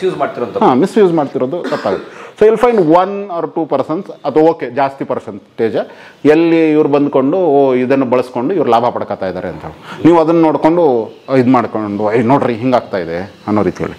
So overall ಈ ಜಾತಿ ಸಂದರ್ಭದಲ್ಲಿ ತಳ ಸಮುದಾಯದವರು ನಿಮ್ಮ ಹತ್ರ ಕಿತ್ಕೊಂಡಿರೋದೇನು ಒಂದು 2-3 ಸೀಟ್ಸ್, 18% ಅಂದರೆ ಒಂದಷ್ಟು 3 ಸೀಟ್ಸ್. ಆದರೆ ಇವತ್ತಿಗೂ ವಾರದ ಹಿಂದೆ ಚಂದದ ವಾಚ್ ಹಾಕೊಂಡ ಅಂಥೇಳಿ 14 ವರ್ಷದ ಒಬ್ಬ ಹುಡುಗನ್ನ ಚೆನ್ನೈಯಿಂದ ಒಂದು 25 ಕಿಲೋಮೀಟರ್ ದೂರದಲ್ಲಿರೋ ಒಂದು ಹಳ್ಳಿಯಲ್ಲಿ ಹೊಡೆದು ಕೈ ಹೊಡೆದಾಕಿದ್ರು. ನಿಮ್ಮಿಂದ 2-3 ಸೀಟ್ ಕಸ್ಕೊಂಡಿರೋ ಒಂದು ಕ್ರೈಮಿಗೂ ಚೆನ್ನಾಗಿರೋ ವಾಚ್ ಹಾಕೊಂಡು ನಮ್ಮ ಮುಂದೆ ಬರ್ತೀನ ಅಂತ ಹೇಳ್ಕೊಂಡು ಚೆನ್ನೈ, ನಾವು imagine Tamil Nadu which is suppose to be the progressive state, ಅಲ್ಲಿ ಹಿಂಗಾಯಿತು ಅಂತ ಹೇಳಿದ್ರೆ ಹಾಂ. ಆಮೇಲೆ ಯಾವ ಕಂಪ್ಯಾರಿಸನ್ ಮಾಡ್ತೀರಿ? ಯಾವುದು ಇದು ಪವರ್ಟಿ ಎಲಿವೇಷನ್ ಸ್ಕೀಮ್ ಅಲ್ಲ. ರಿಸರ್ವೇಷನ್ ಅನ್ನೋದು ಇಲ್ಲ. ಆದರೆ ಅದನ್ನು ಒಂದ್ಸಲ ಅಂಬೇಡ್ಕರ್ ತುಂಬ ಚೆನ್ನಾಗಿ ಹೇಳಿದ್ರು, ರಿಸರ್ವೇಷನ್ ಅನ್ನೋದು ಶೋಷಣೆಗೆ ಒಳಗಾದವರು ಶೋಷಣೆ ವಿರುದ್ಧ ಹೋರಾಡದೇ ಇರಲಿ ಅಂತ ಅವ್ರ ಮೇಲೆ ಹೊರಿರೋ ಇನ್ನೊಂದು ಥರದ ಶೋಷಣೆ ಅಂತಿದೆ. ಅರ್ಥ, ಶೋಷಣೆಗೆ ಒಳಗಾದವರು ಶೋಷಣೆ ವಿರುದ್ಧ ಹೋರಾಡದೇ ಇರಲಿ ಅಂತ ಅವ್ರ ಮೇಲೆ ಹೇರಿರುವಂಥ ಇನ್ನೊಂದು ಥರದ ಶೋಷಣೆ ಅಂತ ಹೇಳಿದ್ರು. ಬಿಕಾಸ್ ಆ ಟೈಮಲ್ಲಿ he was not supporting reservation, he wanted separate electorates Poona ಪ್ಯಾಕ್ಟಿನ ಸಂದರ್ಭದಲ್ಲಿ. ಈ why did you say that? ಯಾಕಂದರೆ ಅಕಸ್ಮಾತ್ ನೀವೇನೋ ಕಷ್ಟಪಡ್ತಿದ್ರೆ, ನೀವು ಅಕಸ್ಮಾತ್ ಹೋರಾಡಿ ಏನಾದರೂ ಮಾಡಿಕೊಂಡು ತುಂಬ ಬಲವಾಗಿಲ್ಲ ಸಾಧಿಸಿದ್ರೆ ನಿಮಗೆ ದೊಡ್ಡದಾಗಿ ಸಿಗತ್ತೆ. ರಿಸರ್ವೇಷನ್ ಅನ್ನೋದು ಕನಿಷ್ಠ ಮಟ್ಟ ಈ ಸಮಾಜ ಅದು ಮಾಡಿರುವಂಥ ಅನ್ಯಾಯಗಳ ವಿರುದ್ಧ ಒಂದು ಮಟ್ಟಕ್ಕೆ ಇಲ್ಲೊಂದು ರಕ್ತ ಕ್ರಾಂತಿ ಆಗದೇ ಇರೋದಕ್ಕೆ ನೀವು ಕೊಟ್ಟಿರುವಂತಹ ಒಂದು ಕನಿಷ್ಠ ಮಟ್ಟದ ಅವಕಾಶ. That is your only reservation ಅನ್ನೋದು ನಮ್ಮ ಶೀಲ್ಡ್ ಅಲ್ಲ, ಅದು ನಮ್ಮ ಶೀಲ್ಡ್ ಅಂದರೆ ತಳವರ್ಗದ ಶೀಲ್ಡ್ ಅಲ್ಲ. ಅದು ಅದಕ್ಕೆ ನಮ್ಮ ಮೇಲೆ ಹೊಡಿಲ್ದೇ ಇರಲಿ ಅಂತ ನೀವು ಕಟ್ಕೊಂಡಿರೋ ಗೋಡೆ ಇದು. ನೀವು ಎಷ್ಟು ದಿವಸ ಅಂತ ಹೇಳ್ತಿರಲ್ಲ, ಯಾವ ದಿನ ಆ ಹುಡುಗ ಇದು ಏನದು ವಾಚ್ ಕೊಟ್ಕೊಂಡಾಗ ನೀವು ಅವ್ರನ್ನ ಹೊಡೆಯೋದಿಲ್ಲವಲ್ಲ, ಅವತ್ತು ಕೇಳಿಬಿಡಿ ತಗೊಳ್ತೀವಿ ರಿಸರ್ವೇಷನ್ ಬೇಡ ಅಂತೇಳಿ. ಅದೇ ನಮ್ಮ ತಂದೆ ನನ್ನನ್ನು ಬೆಳೆಸ್ಬೇಕಾದ್ರೆ ತುಂಬ ಸ್ಟ್ರಿಕ್ಟಾಗಿ ಹೇಳ್ಬಿಟ್ರು, ನೋಡ ಇರೋದೇ 18%, ನಾನು ಓದಿಸ್ತೀನಿ, ಬೇರೆಯವ್ರದ್ದು ಯಾಕೆ ತಗತ್ತೀಯ, ಅವ್ನು ಇನ್ನೊಬ್ಬ ಓದ್ಕೊಳ್ಳಿ, ಅದೇನಾಗತ್ತೋ ನಾನು ನೋಡ್ಕೊಳ್ಳೋಣ ಅನ್ನೋ ರೀತಿಯಲ್ಲಿ ಹೇಳಿದ್ರು. ಸೊ ಇದೇ and I was second generation. ನಮ್ಮ ಅಪ್ಪನೇ ನಮ್ಮ ಕಮ್ಯುನಿಟಿಯಲ್ಲಿ ಫಸ್ಟ್ ಜನ್ರೇಷನ್ ಬಂದಿದ್ದು. ಇದು ಸೆಕೆಂಡ್ ಜನ್ರೇಷನ್ನು. ಸೆಕೆಂಡ್ ಜನ್ರೇಷನ್ಗೆ ಬೇಡ ಅಂದ್ಬಿಟ್ರು. ಆಮೇಲೆ ನಾವು ಓದಿದಷ್ಟರಲ್ಲೇ ಇತ್ತು, ಅಟ್ಲೀಸ್ಟ್ ಸ್ಕೂಲಲ್ಲಿ ಹೊರಗಡೆ ಓದ್ತಾ ಇತ್ತು, ನಾವು ಓದಿದಷ್ಟರಲ್ಲೇ ಇತ್ತು. ಈ ಎಲ್ಲ ಕಾಂಟ್ರಿಬ್ಯೂಷನಲ್ಲಿ you can understand that how much we can gain or how much we have lost. ಅರ್ಥ ಆಗ್ತಿಲ್ಲ. ಇವತ್ತಿಗೂ ನನಗದು ಯಾರು ಐ ಥಿಂಕ್ ದೂಸರ ಶ್ರುತಿಯವರು ಯಾರೋ ಹೇಳಿದರು ದಟ್ ಫೆಮಿನಿಸಮಿನ ಇದರಲ್ಲಿ ಎಷ್ಟು ವ್ಯತ್ಯಾಸ ಇದೆ ಅಂತ ಹೇಳಿ, ಸವರ್ಣ ಫೆಮಿನಿಸಮ್, ದಲಿತ ಫೆಮಿನಿಸಮಲ್ಲಿ. ಮೇಲ್ವರ್ಗದ ಫೆಮಿನಿಸಮಲ್ಲಿ ನಿಮ್ಮ ಕೂಗು ಅಂದರೆ ಒಂದು ಇದರಲ್ಲಿ ಸಮಾನ ಹಕ್ಕು ಅಂತ ಹೇಳ್ಕೊ, ಈಕ್ವಲ್ ಪೇ ಸಿಗಬೇಕು, ನಮಗೆ ಮೆಟರ್ನಿಟಿ ಲೀವ್ಸ್ ಇರಬೇಕು. ಅದೇ ದಲಿತ ಫೆಮಿನಿಸಮ್ ಎಲ್ಲಿಂದ ಶುರುವಾಗುತ್ತೆ? ನೀರಿಂದ ಶುರುವಾಗುತ್ತೆ. ನಲ್ಲಿಯಲ್ಲಿ ಬರೋ ನೀರಲ್ಲಿ ಮೊದಲೇ ಹೋಗ್ಕೊಂಡು ಯಾರು ಕೂಡ ಇಡ್ತಾರೆ ಅನ್ನೋದರ ತಾರತಮ್ಯದ ಮೇಲೆ ಹೋರಾಟ ನಡೀತಾ ಇರಬೇಕಾದ್ರೆ ಅವ್ರು ಕಾರ್ಪೊರೇಟಲ್ಲಿ ನನಗೆ AC ಆಫೀಸ್ ಸಿಗಬೇಕಾ, ಕಾರ್ನರ್ ಆಫೀಸ್ ಸಿಗಬೇಕಾ, ಹೆಣ್ಮಕ್ಳಿಗೆ ಸಿಗಬೇಕಾ, ಗಂಡು ಮಕ್ಳಿಗೆ ಸಿಗಬೇಕಾ ಅನ್ನೋದ್ರ ನಡುವೆ ತುಂಬ ವ್ಯತ್ಯಾಸ ಇದೆ. ನೀವು ಈ ಮಧ್ಯದಲ್ಲಿ ಸಮಾನತೆ ಬೇಕು ಅಂತ ಹೇಳಿದ್ರೆ ಹೆಂಗಾಗುತ್ತೆ? ಮಂತ್ ಬ್ಯಾಕ್ ಒಬ್ಬ ದಲಿತ ಹುಡುಗಿನ ರೇಪ್ ಮಾಡಲಾಯಿತು. ಅವಳನ್ನು ಇದಕ್ಕೆ ಏನದು ಪೊಲೀಸ್ ಕೇಸು ದಾಖಲಿಸ್ಲಿಕ್ಕೆ ಹೋದಾಗ ಅದು ಒಪ್ಪಲಿಲ್ಲ. ಇದು ಸ್ವಲ್ಪ ಸಂಘಟನೆಗಳೆಲ್ಲ ಗಲಾಟೆ ಮಾಡಾದ್ಮೇಲೆ ಇದಾಯಿತು, ಕೋರ್ಟಿಗೆಲ್ಲ ಹೋಯ್ತು. ಇಷ್ಟೆಲ್ಲ ನಾವು ಏನದು ಮಹಿಳಾ ಹಕ್ಕುಗಳ ಬಗ್ಗೆ ಮಾತಾಡ್ತಿದ್ದೀವಲ್ಲ, ಬೇಲ್ ಸಿಕ್ತವ್ರಿಗೆ, ಓಕೆ, ರೇಪಿಸ್ಟ್ಗಳಿಗೆ. ರೇಪಿಸ್ಟ್ ಬಂದು ಅವ್ರು ರಾತ್ರಿ ಕುಡ್ಕೊಂಡು ಹೋಗಿ ಗೊತ್ಕೊಂಡು ಆ ಹುಡುಗಿಯ ಇದಕ್ಕೆ ಗುಡಿಸ್ಲಿಕ್ಕೆ ಬೆಂಕಿ ಹಾಕಿದ್ರೆ ಅವಳು ಅಪ್ಪ ಸತ್ತೋಗಿದ್ದಾರೆ ಬಂದಮೇಲೆ. ಹಾಂ, ನಾವು ಹೇಳಿ ಏನು ಯಾರಿಂದ ಕಸ್ಕೊತಿದ್ದಾರೆ ಅಥವಾ ಕಿತ್ಕೋತಾ ಇದ್ದಾರೆ. ನಾವು ಯು ಕ್ಯಾನ್ ಸೇ ಬಟ್ ನಾನು ಮಾಡಿಲ್ಲ ಅನ್ನೋಂಥದ್ದು. ಅದು ನಾನು ಮಾಡಿಲ್ಲ ಅನ್ನೋದು ಲೆಕ್ಕಕ್ಕೆ ಬರಲ್ಲ. ಹಾಗೆ ನನ್ನ ಮೇಲೂ ಅಟ್ಯಾಕ್ ಆಗಿಲ್ಲ, ನಾನು ಯಾಕೆ ನಿಮ್ಮ ಮೇಲೆ ಅಟ್ಯಾಕ್ ಮಾಡ್ತಿದ್ದೀನಿ ಅದು ಎಲ್ಲ ನಾನ್ಸೆನ್ಸ್. ಅದು ಒಂದು ದೇಶ ಅಂತ ಇರಬೇಕಾದ್ರೆ, ಒಂದು ಸಮಾಜ ಅಂತ ಇರಬೇಕಾದ್ರೆ ಒಟ್ಟಾರೆಯಾಗಿ ನಾವು ಹೋಗ್ತೇವೆ. ನಿಮಗೊಂದು ಸೀಟು ತಪ್ಪೋಗೋದ್ರಿಂದ ನಿಮ್ಮ ಜೀವನ ಹಾಳಾಗಲ್ಲ. ಬಟ್ ಒಬ್ಬನ ಕೈ ಹೊಡೆಯೋದ್ರಿಂದ, ಒಬ್ಬಳು ರೇಪ್ ಆಗೋದ್ರಿಂದ, ಮತ್ತು ಅದಕ್ಕೊಂದು ಸಾಮಾಜಿಕವಾಗಿ ಪೊಲೀಸರು ಸಪೋರ್ಟೇ ಇಲ್ಲದೆ ಇರೋದ್ರಿಂದ ಈ ಎರಡು ತಾರತಮ್ಯ ಇದೆಲ್ಲ ಇದಾಗ್ತಿರತ್ತೆ. ಸಾಮೂಹಿಕವಾಗಿ ನಾವು ಬದುಕಬೇಕಾದ್ರೆ ಒಂದು ಸಮಾಜದಲ್ಲಿ ಎಲ್ಲರಿಗೂ ಎರಡೆರಡು ಬಿಸ್ಕೆಟ್ ಕೊಡೋದಷ್ಟೇ ನ್ಯಾಯ ಅಂಥೇಳಿ ನಾನು ಇಷ್ಟು ಬಿಸ್ಕೆಟ್ ತಂದೆ ಅನ್ನುವಂಥದ್ದು ಮ್ಯಾಥಮೆಟಿಕಲ್ ನ್ಯಾಯಗಳನ್ನು ಯಾರೂ ಹೇಳೋಕ್ಕೆ ಸಾಧ್ಯ ಇಲ್ಲ. ಅದಕ್ಕೊಂದು ಬೇರೆದೇ ಆದ ಒಂದು ಅರ್ಥ ಇರುತ್ತೆ. ಈಗ ಈಕ್ವಿಟಿ ಮತ್ತು ಈಕ್ವಾಲಿಟಿಗೂ ತುಂಬ ವ್ಯತ್ಯಾಸ ಇದೆ. We are asking for equity. We ಅಂದರೆ whole society is asking for equity, portion of ownership. ಹಾಂ, ಈಕ್ವಿಟಿಯಲ್ಲಿ ಏನಾಗ್ಬಿಡುತ್ತೆ ಅಂತ ಹೇಳಿದ್ರೆ the cake should be bigger so that everybody gets a good share. ಅರ್ಥ? ಫಸ್ಟ್ ಕೇಕ್ ದೊಡ್ಡದಾಗಬೇಕು, ನಿಮ್ಮಿಂದ ಕಸ್ಕೊಂಡು ಇದಲ್ಲ, ಕೇಕ್ ದೊಡ್ಡದಾಗಬೇಕು. ನಾವೇನು ಮಾಡ್ತೀವಿ, ಪ್ರಶ್ನೆ ಯಾಕೆ ಕೇಳ್ತಿದ್ವಿ ಅಂತ ಹೇಳಿದ್ರೆ ಯಾರಿಗೆ ಕೇಕ್ನ ದೊಡ್ಡದು ಮಾಡಬೇಕು ಅವ್ರ ಕಡೆ ತಿರುಗಬೇಕಾಗತ್ತಾಗ. ನಾವು ಆಗ ಯಾರು ಪ್ರಶ್ನೆ ಕೇಳಬೇಕು, ಗುರು ಅವ್ರಿಗೆ ಜಾಬ್ ಕೊಡೋದಿರಲಿ, ಬಟ್ ಓವರಾಲ್ ಆಗಿ ಯಾಕೆ ಜಾಬ್ ಕಡಿಮೆ ಆಗಿದೆ ಅಂತ ನಾವು ಯಾರಾದ್ರೂ ಕೇಳ್ತಿಲ್ಲ. ಓವರಾಲ್ ಆಗಿ ಯಾಕೆ ಕಾಲೇಜಸ್ಗಳು ಅಥವಾ ಎಜುಕೇಷನ್ ಕ್ವಾಲಿಟಿ ಕಡಿಮೆ ಆಗಿದೆ ಅಂತ ನಾವು ಕೇಳ್ತಾ ಇಲ್ಲ. ಸೊ ಹೀಗಿರ್ಬೇಕಾದ್ರೆ ನೀವು ಲಕ್ಷ ಕೊಟ್ಟು ಕಾಲೇಜಸ್ಸಲ್ಲಿ ಇದು ಬರ್ತಿದ್ರ, ಇವತ್ತು ಕೋಟಿಗಟ್ಟಲೆ ಹತ್ತಿರ ಬರ್ತಾ ಇದೆ. ಆ್ಯಂಡ್ ದೆನ್ ಕಂಪ್ನಿಗಳು ಹೇಳ್ತಾ ಇದೆ Indian graduates are not employable, ಅವರಿಗೆ ಯಾವುದೇ ರೀತಿಯ ಜ್ಞಾನ ಇಲ್ಲ, ಲಕ್ಷ ಕೋಟಿ ಕೊಟ್ಕೊಂಡು ನಿಮಗೆ ಜ್ಞಾನ ಇಲ್ಲ ಅನ್ನೋ ರೀತಿಯಲ್ಲಿ ಇದಾಗ್ತಾ ಇದ್ರೆ ನೀವು ಪ್ರಶ್ನೆ ಕೇಳಬೇಕಾಗಿರೋದು ಅದಾ, ಇಲ್ಲಿ ಒಂದು 2 ಸೀಟ್ ಆಚೆ ಹೋಯ್ತು, 3 ಸೀಟ್ ಆಚೆ ಹೋಯ್ತು ಅನ್ನೋದ್ರ ಬಗ್ಗೆನ. ಸೊ ಈ ಎರಡು ತಾರತಮ್ಯ ಇದೆಯಲ್ಲ, ದಟ್ ನಿಮಗೆಲ್ಲ ಒಂದು 2 ಸೀಟ್ ಹೋಯ್ತು, ಒಂದು ಇದಾಯಿತು, ಅವ್ರು ಏನೋ ತಗೋಬೋದ್ರು, ಅವ್ರು ಉದ್ಧಾರ ಆಗಿಲ್ಲ, ಇದಾಗಿಲ್ಲ ಅನ್ನೋವಂಥದ್ದು. ಆಮೇಲೆ ಅವ್ರು ಉದ್ಧಾರ ಆಗಿಲ್ಲ ಅನ್ನೋದು ಅದು ನಿಮ್ಮ ಒಳಗಿರುವಂತಹ ಜಾತಿ ಮನಸ್ಥಿತಿಯನ್ನೇ ತೋರಿಸ್ತಾ ಇರುತ್ತೆ ಹೊರತು ಏನಿಲ್ಲ. ಅದೇ ಹೇಳಿದ್ನಲ್ಲ, ಒಬ್ಬನು ಬಾಯ್ ಫ್ರೆಂಡ್ ಆಗಿ ಅವನ ನೀನು ಏನಾಗಬೇಕಾದ್ರೆ ಯಾವಲ್ಲಿ ಅವ್ನ ಮುಖದ ಮೇಲೆ ಹೇಳ್ಬೋದಿತ್ತು, ಯಾಕೆ ಅವಳು ಇಷ್ಟಪಟ್ಲು ಹಾಗೆ ಹೀಗೆ ಅನ್ನೋ ರೀತಿಯಲ್ಲಿ ಹೇಳ್ಬೋದಿತ್ತು. ಬಟ್ ಹೇಳ್ತಿಲ್ಲ, ಅವ್ನ ಕಾಸ್ಟ್ ಬಗ್ಗೆನೇ ಮಾತಾಡಬೇಕಾಗುತ್ತೆ, ಹುಡುಕಿ ಅನ್ನೋ ರೀತಿಯಲ್ಲಿ ಮಾತಾಡುತ್ತೆ. ಆ್ಯಂಡ್ ಇದು ನಮ್ಮಂಥವ್ರಿಗೆ ಏನಾಗುತ್ತೆ ಅಂತ ಹೇಳಿದ್ರೆ, ಎಷ್ಟು ಜನ ನನಗೆ ಕೇಳ್ತಾರೆ, ನೀವು ಆಗಲೇ ಫಸ್ಟ್ ಕೇಳಿದ್ರೆ ನೀವು ಯಾಕೆ ಇದು ಅಂಬೇಡ್ಕರ್ದು ಇದಾಕಿದ್ರು ಅಂತ. ನನ್ನ ಫಸ್ಟ್ ಫಿಲ್ಮ್ ರಿಲೀಸ್ ಆದ ಕೂಡಲೇ ಅದೆಲ್ಲ ಕಮೆಂಟ್ ಸೆಕ್ಷನಲ್ಲಿ ಹಾಕ್ಲಿಕ್ಕೆ ಶುರು ಮಾಡೋದು. ನಾವು ಆಗೆಲ್ಲ ಡಿಲೀಟ್ ಮಾಡ್ತೀವಿ, ಈಗ ಡಿಲೀಟ್ ಮಾಡ್ತಿರಲ್ಲ, ಇದೆಲ್ಲ ಏನಕ್ಕೆ ಅಂತೇಳಿ. ಹಾಂ, ಜಟ್ಟಾಗಿಂತ ಮುಂಚೆನೇ ನಂದು ನವಿಲಾದವರು ಬಂದಿತ್ತಲ್ವ, ಸೊ ಆ ಟೈಮಿಂದ ಶುರು ಆಗ್ತದೆ. ಆ್ಯಂಡ್ ದ ಕಂಪ್ಲೀಟ್ ಇದು ವಾಸ್ ದಟ್ ಇವರು ಇಂಥವರು, ಈ ಜಾತಿಯವನು, ಈ ಇದು ಮಾಡೋನು ಅನ್ನೋ ಮಾತುಗಳೆಲ್ಲ ನಮಗೆ ಸೋಷಿಯಲ್ ಮೀಡಿಯಾದಲ್ಲಿ ಕೇಳಿಸ್ಕೊತಾ ಇತ್ತು, ವಿಚ್ ನಾವು ಆದಷ್ಟು ಅವಾಯ್ಡ್ ಮಾಡೋಕ್ಕೆ ಸ್ಟಾರ್ಟ್ ಮಾಡಿದ್ವಿ ಇನಿಷಿಯಲ್. ಆಮೇಲೆ ಹೆಂಗಿದ್ರು ಹೇಳ್ತಾರೆ, ಓಪನ್ ಆಗಿ ಹಾಕು ಅನ್ನೋದು ಯಾವಾಗ ಶುರುವಾಯಿತು. ಮೊದಲು ಏನಾಗ್ಬಿಡ್ತೀವಿ, ಸ್ವಲ್ಪ ಹೀಗೆ ಮಾತಾಡ್ತಾಯಿದ್ದು ಅವ್ರಿಗೆ ಆಯ್ತು ಬಿಡು, ಈಗ ನೀ ಹೆಂಗಿದ್ರು ಮಾತಾಡ್ತೀಯ, ನಾವು ಯಾಕೆ ಹಿಂಗೆ ಇದು ಮಾಡ್ತೀವಿ ಅನ್ನೋ ರೀತಿಯಲ್ಲಿ ಇದಾಗ್ತದೆ. ಸೊ ನಾನು ಹೇಳೋದು ಕಂಪ್ಲೀಟಾಗಿ ರಿಸರ್ವೇಷನ್ ಅನ್ನೋದು ಎಲ್ಲ ಸೆಕ್ಟರಿಂದ ಹೋಗಬೇಕು. ಅದು ಫಸ್ಟ್ ಸಾಮಾಜಿಕ ಸೆಕ್ಟರಿಂದ ಹೋದರೆ ನಿಮಗದು ಶೈಕ್ಷಣಿಕ ಕ್ಷೇತ್ರದಲ್ಲಿ ಬರೋದಿಲ್ಲ, ನಿಮಗದು ಇದರಲ್ಲಿ ಔದ್ಯೋಗಿಕ ಕ್ಷೇತ್ರದಲ್ಲಂತೂ ಈಗಂತೂ ಇಲ್ಲವೇ ಇಲ್ಲ. ಯಾಕಂದ್ರೆ ಆಲ್ಮೋಸ್ಟ್ ಗೌರ್ಮೆಂಟ್ ರಿಕ್ರೂಟ್ಮೆಂಟ್ಸ್ ಮಾಡ್ತಾನೆ ಇಲ್ಲ. ಆಮೇಲೆ ಇದು ಏನದು ರಿಕ್ರೂಟ್ಮೆಂಟಲ್ಲಿ ಈಗ ಅಂದರೆ ಎಷ್ಟು ಕಳೆದ 10 ವರ್ಷದಲ್ಲಿ ನೀವು ವಿಚಾರಿಸಿ, ನಾನು ಇದು ನಂದೆಲ್ಲ ಮಿಂಟ್ ಮತ್ತು ಫೈನಾನ್ಷಿಯಲ್ ಇದರದ್ದು ಸ್ಟೇಟ್ಮೆಂಟ್ ಬಂದಿತ್ತು. ಕಾಲೇಜಸ್ಗಳಲ್ಲಿ ಎಷ್ಟೆಲ್ಲ ಈ ರಿಸರ್ವ್ಡ್ ಕ್ಯಾಟಗರಿಯ ಜಾಬ್ಸ್ಗಳಿವೆ, ಪ್ರೊಫೆಸರ್ಸು ಇವುಗಳು ಅವ್ರಿಗೆ ಹೋಗ್ತಾ ಇಲ್ಲ, ಸ್ಕಾಲರ್ಶಿಪ್ ಸಿಗ್ತಾ ಇಲ್ಲ. ಸೊ ನೀವೇನು ಬಯಸಿದ್ರಲ್ಲ ಹಿಂಗೆ ಆಗಬೇಕು ಅಂತೇಳಿ ಅದು ನಿಧಾನವಾಗಿ ಆಗ್ತಾ ಇದೆ. ಸೊ ಓಕೆ, ಯು ವಿನ್, ನಾವು ಕಮ್ ಟು ಅಸ್. ಈಗ ಆ ಹುಡುಗ ವಾಚ್ ಹಾಕೊಂಡ ಕೈ ಕಡ್ಕೊಂಡ, ಇದಕ್ಕೇನು, ಇದು ಯಾವಾಗ ನಿಲ್ಲಬೇಕು? 70 ವರ್ಷಕ್ಕೆ ನಿಮ್ಗೆ ಎಷ್ಟು ಬೇಜಾರಾದರೆ, ನಾವು ರೆಕಾರ್ಡೆಡ್ ಹಿಸ್ಟ್ರಿ ಆಫ್ 70,000 ಹಿಸ್ಟ್ರಿ ವರ್ಷ ಇದೆ ಅಂತ ಹೇಳಿದ್ರೆ 70 ವರ್ಷದಿಂದಲೂ ನೀವು ವಾಲ್ಮೀಯ ಏಕಲವ್ಯಂಗೆ ನೀವೇ ಬೆರಳು ಕಡಿ ಅಂತ ಹೇಳ್ತೀರಿ, ಇಲ್ಲ ನೀವೇ ಬಂದ್ಕೊಂಡು ಕೈ ಕಡ್ಕೊಂಡು ಹೋಗ್ತೀರಾ. ಇದು ಯಾವಾಗ ನಿಲ್ಲಿಸ್ತೀರಾ? ಇವತ್ತಿಗೂ ಹೋಗ್ತೀವಿ. ಹಾಗಿತ್ತಲ್ಲ, ನಾನು ವಾರದಿಂದ ಸರ್ ಇನ್ಸ್ಟಾಗ್ರಾಮಲ್ಲೆಲ್ಲ ಹಾಕಿದ್ವಲ್ಲ ನಾವು, ಆಗ ನಮ್ಗೆ ಹೇಳ್ತಾರೆ why are you sharing all this bad news ಅಂತ ಹೇಳ್ಕೊಂಡು ನಮ್ಗೆ ಮೆಸೇಜ್ ಹಾಕ್ತಾರೆ. ಶೇರು ಮಾಡಬಾರ್ದು ಈಗ ನಾವು. ಸೊ ಈ ಎಲ್ಲ ತಾರತಮ್ಯದ ಬಗ್ಗೆ ಅದಕ್ಕೆ ಅರ್ಥ ಇಲ್ಲ. ಹಾಗಾದರೆ ಇವರು ಬಹುಶಃ ಒಂದು ಅಷ್ಟು ಮನಸ್ಥಿತಿಯ ಜನರಿಗೆ ನುಂಗಲಾಗ ತುತ್ತಾಗಿರುವ ಅಥವಾ ಅವರ ಅಸಹನೆ ಇರುವಂಥ ಅಂಬೇಡ್ಕರ್ ಅವ್ರ ಬಗ್ಗೆ ಒಂದಷ್ಟು ಮಾತಾಡಿ. ಯಾರು ಅಂಬೇಡ್ಕರ್? ನಾವು ಯಾಕೆ ಅವರು ನೋಡಿ 134 ವರ್ಷ, ಒಂದು ಶತಮಾನನೇ ಮುಗಿದೋಯ್ತು, 1 ಶತಮಾನ ಬಂದ್ವಿ, ಯಾಕೆ ನೆನೆಸ್ಕೋಬೇಕು ನಾವು ಇವತ್ತು ಕೂತ್ಕೊಂಡು? ಅಂಬೇಡ್ಕರ್ 3 ಜನರಿಗೆ ಅಂದರೆ 3 ಕ್ಯಾಟಗರಿಯ ಜನರಿಗೆ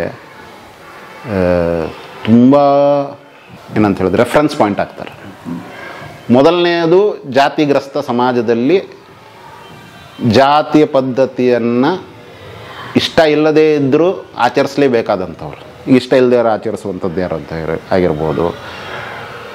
ಆಲ್ಮೋಸ್ಟ್ ಚೂರು ನಗರೀಕರಣದಿಂದ ಹೊರಗಿರೋರು ಎಲ್ಲರದ್ದು ಅದೇ ಕತೆ. ಸೊ ನಿಮ್ಮಲ್ಲಿ ಎಷ್ಟೋ ಜನ ನಮಗೇನು ಇಷ್ಟ ಇಲ್ಲ ಸರ್, ಬಂದು ಬೈತಾರೆ ಮನೆಯಲ್ಲಿ, ನಾನು ಕೊಡಬೇಕಾಗತ್ತೆ ಇಷ್ಟೊಂದು,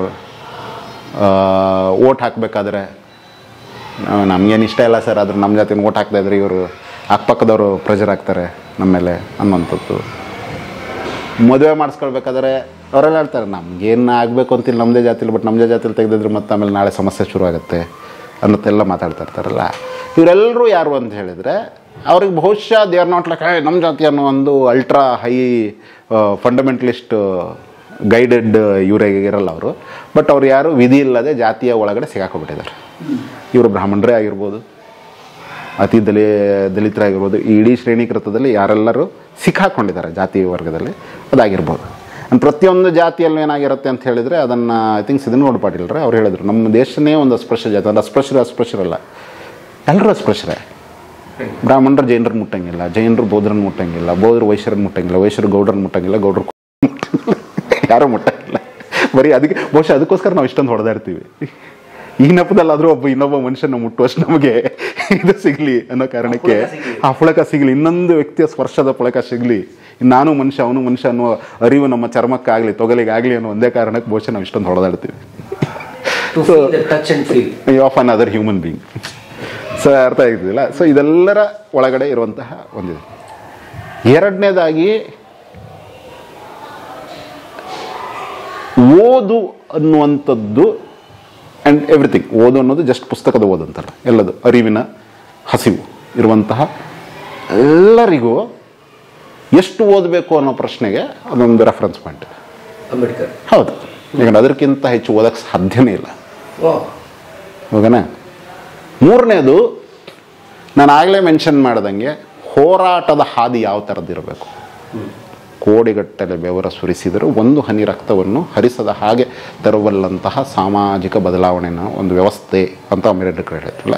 ಸೊ ನಮ್ಮ ಎಲ್ಲ ಹೋರಾಟಗಳು ಇಟ್ ಬಿ ಸಿಂಪಲ್ ಆಸ್ ಗಂಡ ಹೆಂಡತಿಯ ಮಧ್ಯದಲ್ಲಿ ಒಂದು ಸಮಾನತೆಯಿಂದ ಹಿಡಿದು ಸಂವಿಧಾನವನ್ನು ಎತ್ತಿಹಿಡಿಯಲಿಕ್ಕೆ ಪರಮಶಕ್ತರಾದ ಈ ದೇಶದ ಅಥವಾ ಯಾವುದೇ ದೇಶದ ಪರಮಾಧಿಕಾರಿಗಳನ್ನು ಎದುರುಗಡೆ ನಿಂತು ನಿಲ್ಲಕ್ಕೆ ಯಾವುದಾದ್ರೂ ಒಂದು ರೆಫರೆನ್ಸ್ ಪಾಯಿಂಟ್ ಅಂತಿದ್ರೆ ಅದು ಅಂಬೇಡ್ಕರ್ ಹಾಗೆ ಇರ್ತಾರೆ.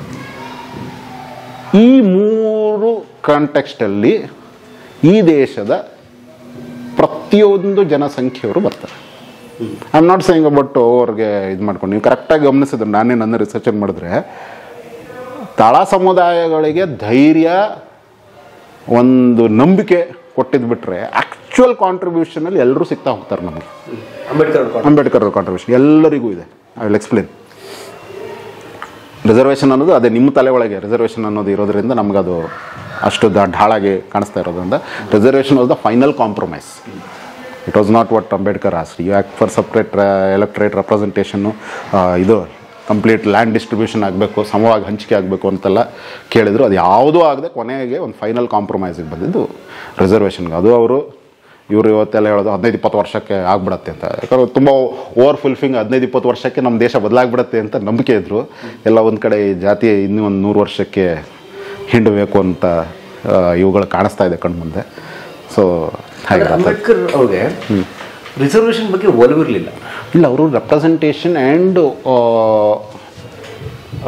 ಈ ಲ್ಯಾಂಡ್ ರೀಡಿಸ್ಟ್ರಿಬ್ಯೂಷನ್ ಬಗ್ಗೆ, ಅಂದರೆ ಪ್ರತಿಯೊಂದು ಇಲ್ಲಿಯ ರಿಸೋರ್ಸಸ್ಸನ್ನು ಒಂಥರ ವಿಚಿತ್ರವಾಗಿತ್ತು. ಅವ್ರು ಆ ಕಡೆ ಸೋಷಲಿಸ್ಟು ಆಗಿದ್ರು, ಕ್ಯಾಪಿಟಲಿಸ್ಟು ಆಗಿದ್ರು. ಸೊ ಫಸ್ಟು ಇದನ್ನು ಏನದು ಸರ್ಕಾರ ಅಥವಾ ಏನಿದೆ ಸಮಾಜ ಅನ್ನೋದು ಅದನ್ನು ತಮ್ಮ ಹಿಡಿತಕ್ಕೆ ತೊಗೋಬೇಕು, ದೇಶದ ಭೂಮಿಗಳನ್ನು ಮತ್ತು ಎಲ್ಲ ರಿಸೋರ್ಸ್ ಸಂಪನ್ಮೂಲಗಳನ್ನು, ಆ್ಯಂಡ್ ಅದನ್ನು ಸಮವಾಗಿ ಹಂಚಬೇಕು. ಮೇ ಬಿ ಲೈಕ್ ಚೈನಾದಲ್ಲಿ ಸಮವಾಗಿ ಹಂಚಲ್ವಲ್ಲ, ಚೈನಾ ಅದ್ರ ಹಿಡಿತದಲ್ಲಿ ಇಟ್ಕೊಂಡಿದೆ. ಹಿ ಬಿಲೀವ್ಡ್ ಇನ್ ಓನರ್ಶಿಪ್, ಗೊತ್ತಾಗ್ತದೆ, ಸಮವಾಗಿ ಹಂಚಬೇಕು. He believed in ownership. But ಅದು ಓನರ್ಶಿಪ್ ಮಾಡೋಕ್ಕಿಂತ ಮುಂಚೆ ಇದಾಗಿ ಈಗ ಇಲ್ಲಿ ಇದನ್ನು ಈ ರಾಜರ ಇದನ್ನು ಏನು ಮಾಡ್ತೀರಾ, ಈಗ 50,000 ಎಕರೆ ಜಮೀನು ನಮ್ಮದು ಅಂತ ಹೇಳ್ತಾರೆ. ಯಾರು ಕೊಟ್ಟರು ನಿಮಗೆ? ಜನರದ್ದು. ಅದು ರಾಜರದೇ ಬಿಡಿ, ಈಗಲೇ ನಾವು ವಾಡೆಗಳನ್ನು ನೋಡಿದಾಗ, ವಾಡೆ ಮಾಲೀಕರನ್ನ ಗಣಿಗಳನ್ನ ನೋಡಿದಾಗ ಅವ್ರು ಇವತ್ತಿಗೂ ಒಂದು 800 ಎಕರೆ ಜಮೀನು ಇದೆ. ಇವನ್ ಆಫ್ಟರ್ 53-54 ಎಕರೆ ಸೇಲಿಂಗ್ ಬಂದ್ಮೇಲೆ. ಆ್ಯಂಡ್ ನೀವು ಕಂಪ್ಲೀಟಾಗಿ ಗಮನಿಸಿ, ಯಾರೆಲ್ಲ ಅಷ್ಟೆಲ್ಲ ಹೋಲ್ಡಿಂಗ್ ಇದೆ ಅಂತ ಹೇಳ್ತಾರೆ, ಅದು ಪರ್ಚೇಸ್ ಲ್ಯಾಂಡ್ ಆಗಿರಲ್ಲ. ಅದು ನಿಮ್ಮ ಮೇಲೆ ₹1 ಕೊಟ್ಟು ಸುಳ್ಳು ಮೋಸದಿಂದ ಬಡ್ಡಿಯ ಕಾಸು ಹಾಕಿ ಕಿತ್ಕೊಂಡಿದ್ದ ಲ್ಯಾಂಡ್ ಆಗಿರ್ಬೋದು, ಸೈನ್ಯದಿಂದ ಕಿತ್ಕೊಂಡಿರೋಂಥ ಲ್ಯಾಂಡ್ ಆಗಿರ್ಬೋದು, ಅಥವಾ ಇನ್ನೊಬ್ಬ ನನಗಿಂತ ದೊಡ್ಡ ಧಣಿ ಏನಿರ್ತಾನೆ, ಅದು ಬ್ರಿಟಿಷರಾಗಿರ್ಬೋದು, ಮೊಘಲರಾಗಿರ್ಬೋದು, ಮರಾಠರಾಗಿರ್ಬೋದು, ಅವರಿಗೆ ನಾನು ಇದಾಗಿದ್ದಕ್ಕೆ ಏನೋ ವಿಧೇಯನಾಗಿದ್ದಕ್ಕೆ ಅವರು ಕಸ್ಕೊಂಡು ಕೊಟ್ಟಿರೋಂಥ ನೆಲಗಳಾಗಿರುತ್ತೆ ಹೊರತು ನೀವೇ ಕಾಸು ಕೊಟ್ಟು ಸಂಪಾದಿಸಿ ಅದರಲ್ಲಿ ಕೃಷಿ ಮಾಡಿಸಿದಂಥ ದಾಖಲೆಗಳು ಹಿಂದೆ ಹೋಗ್ತಾ ಹೋದರೆ, ಪ್ರೀ ಇಂಡಿಪೆಂಡೆನ್ಸ್ ಹೋಗ್ತಾ ಹೋದರೆ ನಿಮ್ಗೆ ಅದರ ವಾಸ್ತವಗಳು ಗೊತ್ತಾಗ್ತಾ ಹೋಗುತ್ತೆ.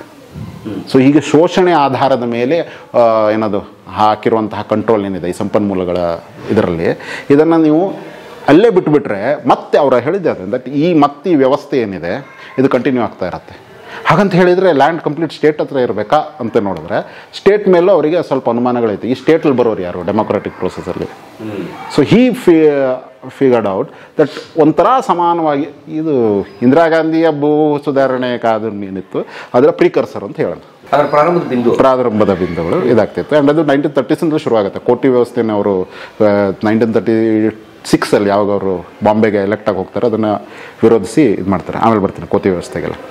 ಸೊ ಈ ಎಲ್ಲ ಇದರಲ್ಲಿ ನೋಡ್ತಾ ಇರಬೇಕಾದ್ರೆ ಎಲ್ಲ ಸಂಪನ್ಮೂಲಗಳನ್ನು ತೆಗೆದುಕೊಂಡು ಇದು ಯಾವುದೆಲ್ಲ ಈ ರಾಜರ ಮತ್ತು ಇದರ ಈ ಜಮೀನ್ದಾರಿ ಪದ್ಧತಿಗಳಿದೆ ಇವೆಲ್ಲ ಅಬಾಲಿಷ್ ಹಾಕ್ಕೊಂಡು ಸಮವಾಗಿ ಹಂಚ್ಕೊಂಡು ಬಿಟ್ರೆ ಇದಕ್ಕೆ ಒಂದು ಗೈಡ್ಲೈನ್ ಇರಬೇಕು. ಅದಕ್ಕೊಂದು ಮಾರ್ಕೆಟ್ ಕ್ರಿಯೇಟ್ ಮಾಡಿ, ಸರ್ಕಾರ ಮಾರ್ಕೆಟ್ ಕ್ರಿಯೇಟ್ ಮಾಡಬೇಕು. ಪ್ರೊಡಕ್ಷನ್ನು ಜನರ ಕೈಲಿರಬೇಕು, ಡಿಸ್ಟ್ರಿಬ್ಯೂಷನ್ ನಮ್ಮ ಜವಾಬ್ದಾರಿ, ಪ್ರೊಡಕ್ಷನ್ ಅವ್ರ ಜವಾಬ್ದಾರಿ ಅನ್ನೋ ರೀತಿಯೆಲ್ಲ ಅವ್ರದ್ದು ಒಂದು ವಿಷನ್ ಇತ್ತು.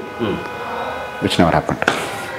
ಸೊ ಅವ್ರು ನಿರೀಕ್ಷೆ ಮಾಡಿದ್ವಿ ಇದನ್ನು ದೊಡ್ಡ ಮಟ್ಟದಲ್ಲಿ ಓವರಾಲ್ ಆಗಿ ಇದು ನೋಡೋದಾದರೆ ಇಡೀ ಸಂಪನ್ಮೂಲಗಳನ್ನು ನೀವು ಕಾಯಕ ಮತ್ತು ದಾಸೋಹನ ಅಂತ ನೋಡಿದ್ರೆ, ಕಾಯಕ ಆ ಕಡೆ ಇರಲಿ, ದಾಸೋಹ ನಮ್ಮ ಕೈಲಿರಲಿ. ಸರ್ಕಾರಗಳತ್ತು ಏನಿದ್ರೆ ದಾಸೋಹದನ್ನು ನೀವು ಬೆಳೀರಿ, ನಾವು ಇದು ಮಾಡ್ತೀವಿ, ನೀವು ಅದನ್ನು ಪ್ರೊಡ್ಯೂಸ್ ಮಾಡಿರಿ, ನಾವು ಅದಕ್ಕೊಂದು ಸಪೋರ್ಟ್ ಮಾಡ್ತೀವಿ.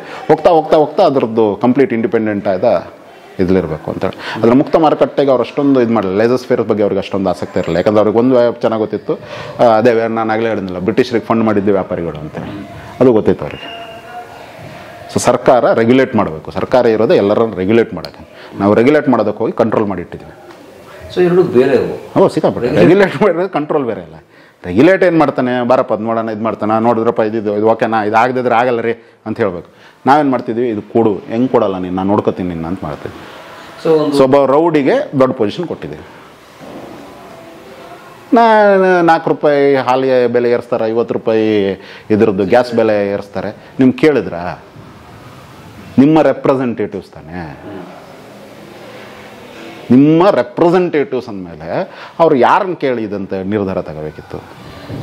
ನಿಮ್ಗೆ ವೈಯಕ್ತಿಕವಾಗಿ ಬರೋಕ್ಕಾಗಲ್ಲ, ಅದಕ್ಕೊಂದು ಪ್ರೋಸೆಸ್ ಇದೆ, ಒಂದು ಮೆಕ್ಯಾನಿಸಮ್ ಇದೆ. ಸರಿ, ಇದಕ್ಕೋಸ್ಕರ ನೀವು ಅವ್ರನ್ನ ಶಿಕ್ಷೆ ಕೊಡ್ತೀರಾ? ಇಲ್ಲ.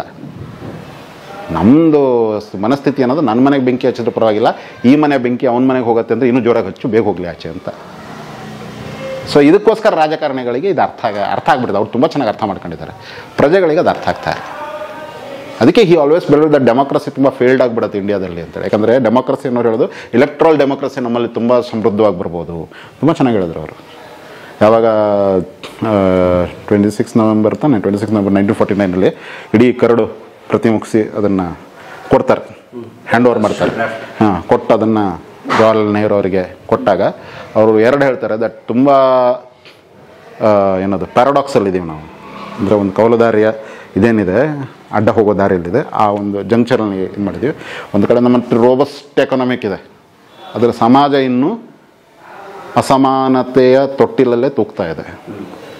ಎಲ್ಲಿ ತನಕ ಈ ತೊಟ್ಟಿಲಿನ ಈ ಮಗುವನ್ನು ಇದು ಮಾಡಿಕೊಂಡು ಈ ಅಸಮಾನತೆ ನಾವು ಹೋಗಲಾಡಿಸೋಲ್ಲ, ಇದು ಇದನ್ನು ತಿಂದು ಹಾಕಿಬಿಡುತ್ತೆ ಅಂತ ಹೇಳ್ತಾ ಇದೆ. ಸೊ ನೀವು ಆಗ ಹೇಳಿರೋ ಪ್ರಶ್ನೆ ಇದೆಲ್ಲ, ಅದರ ಮೂಲಭೂತ ಇದು ಅಂದರೆ ಮೊದಲ ಕಾಲದಲ್ಲಿ ಚೆನ್ನಾಗಿತ್ತು, ಈಗೆಲ್ಲ ಇಲ್ಲ, ಇದೆಲ್ಲ ಈ ಪ್ರಶ್ನೆಗಳೆಲ್ಲ ಬರೋದು ಯಾಕಂತ ಹೇಳಿದ್ರೆ ಈ ಅಸಮಾನತೆಯ ಇದೇನಿದೆ ಸಮಾಜ ಏನಿದೆ ಅದು ತುಂಬ ದೊಡ್ಡದಾಗಿ ಬಂದ್ಕೊಂಡು ರಾಕ್ಷಸ ಪ್ರತಿಭೆ ಆಗಿದೆ. ಮುಖ್ಯವಾಗಿ 2 book, the evolution of finance in British India ಮತ್ತು problem of rupee, its origin and solutions.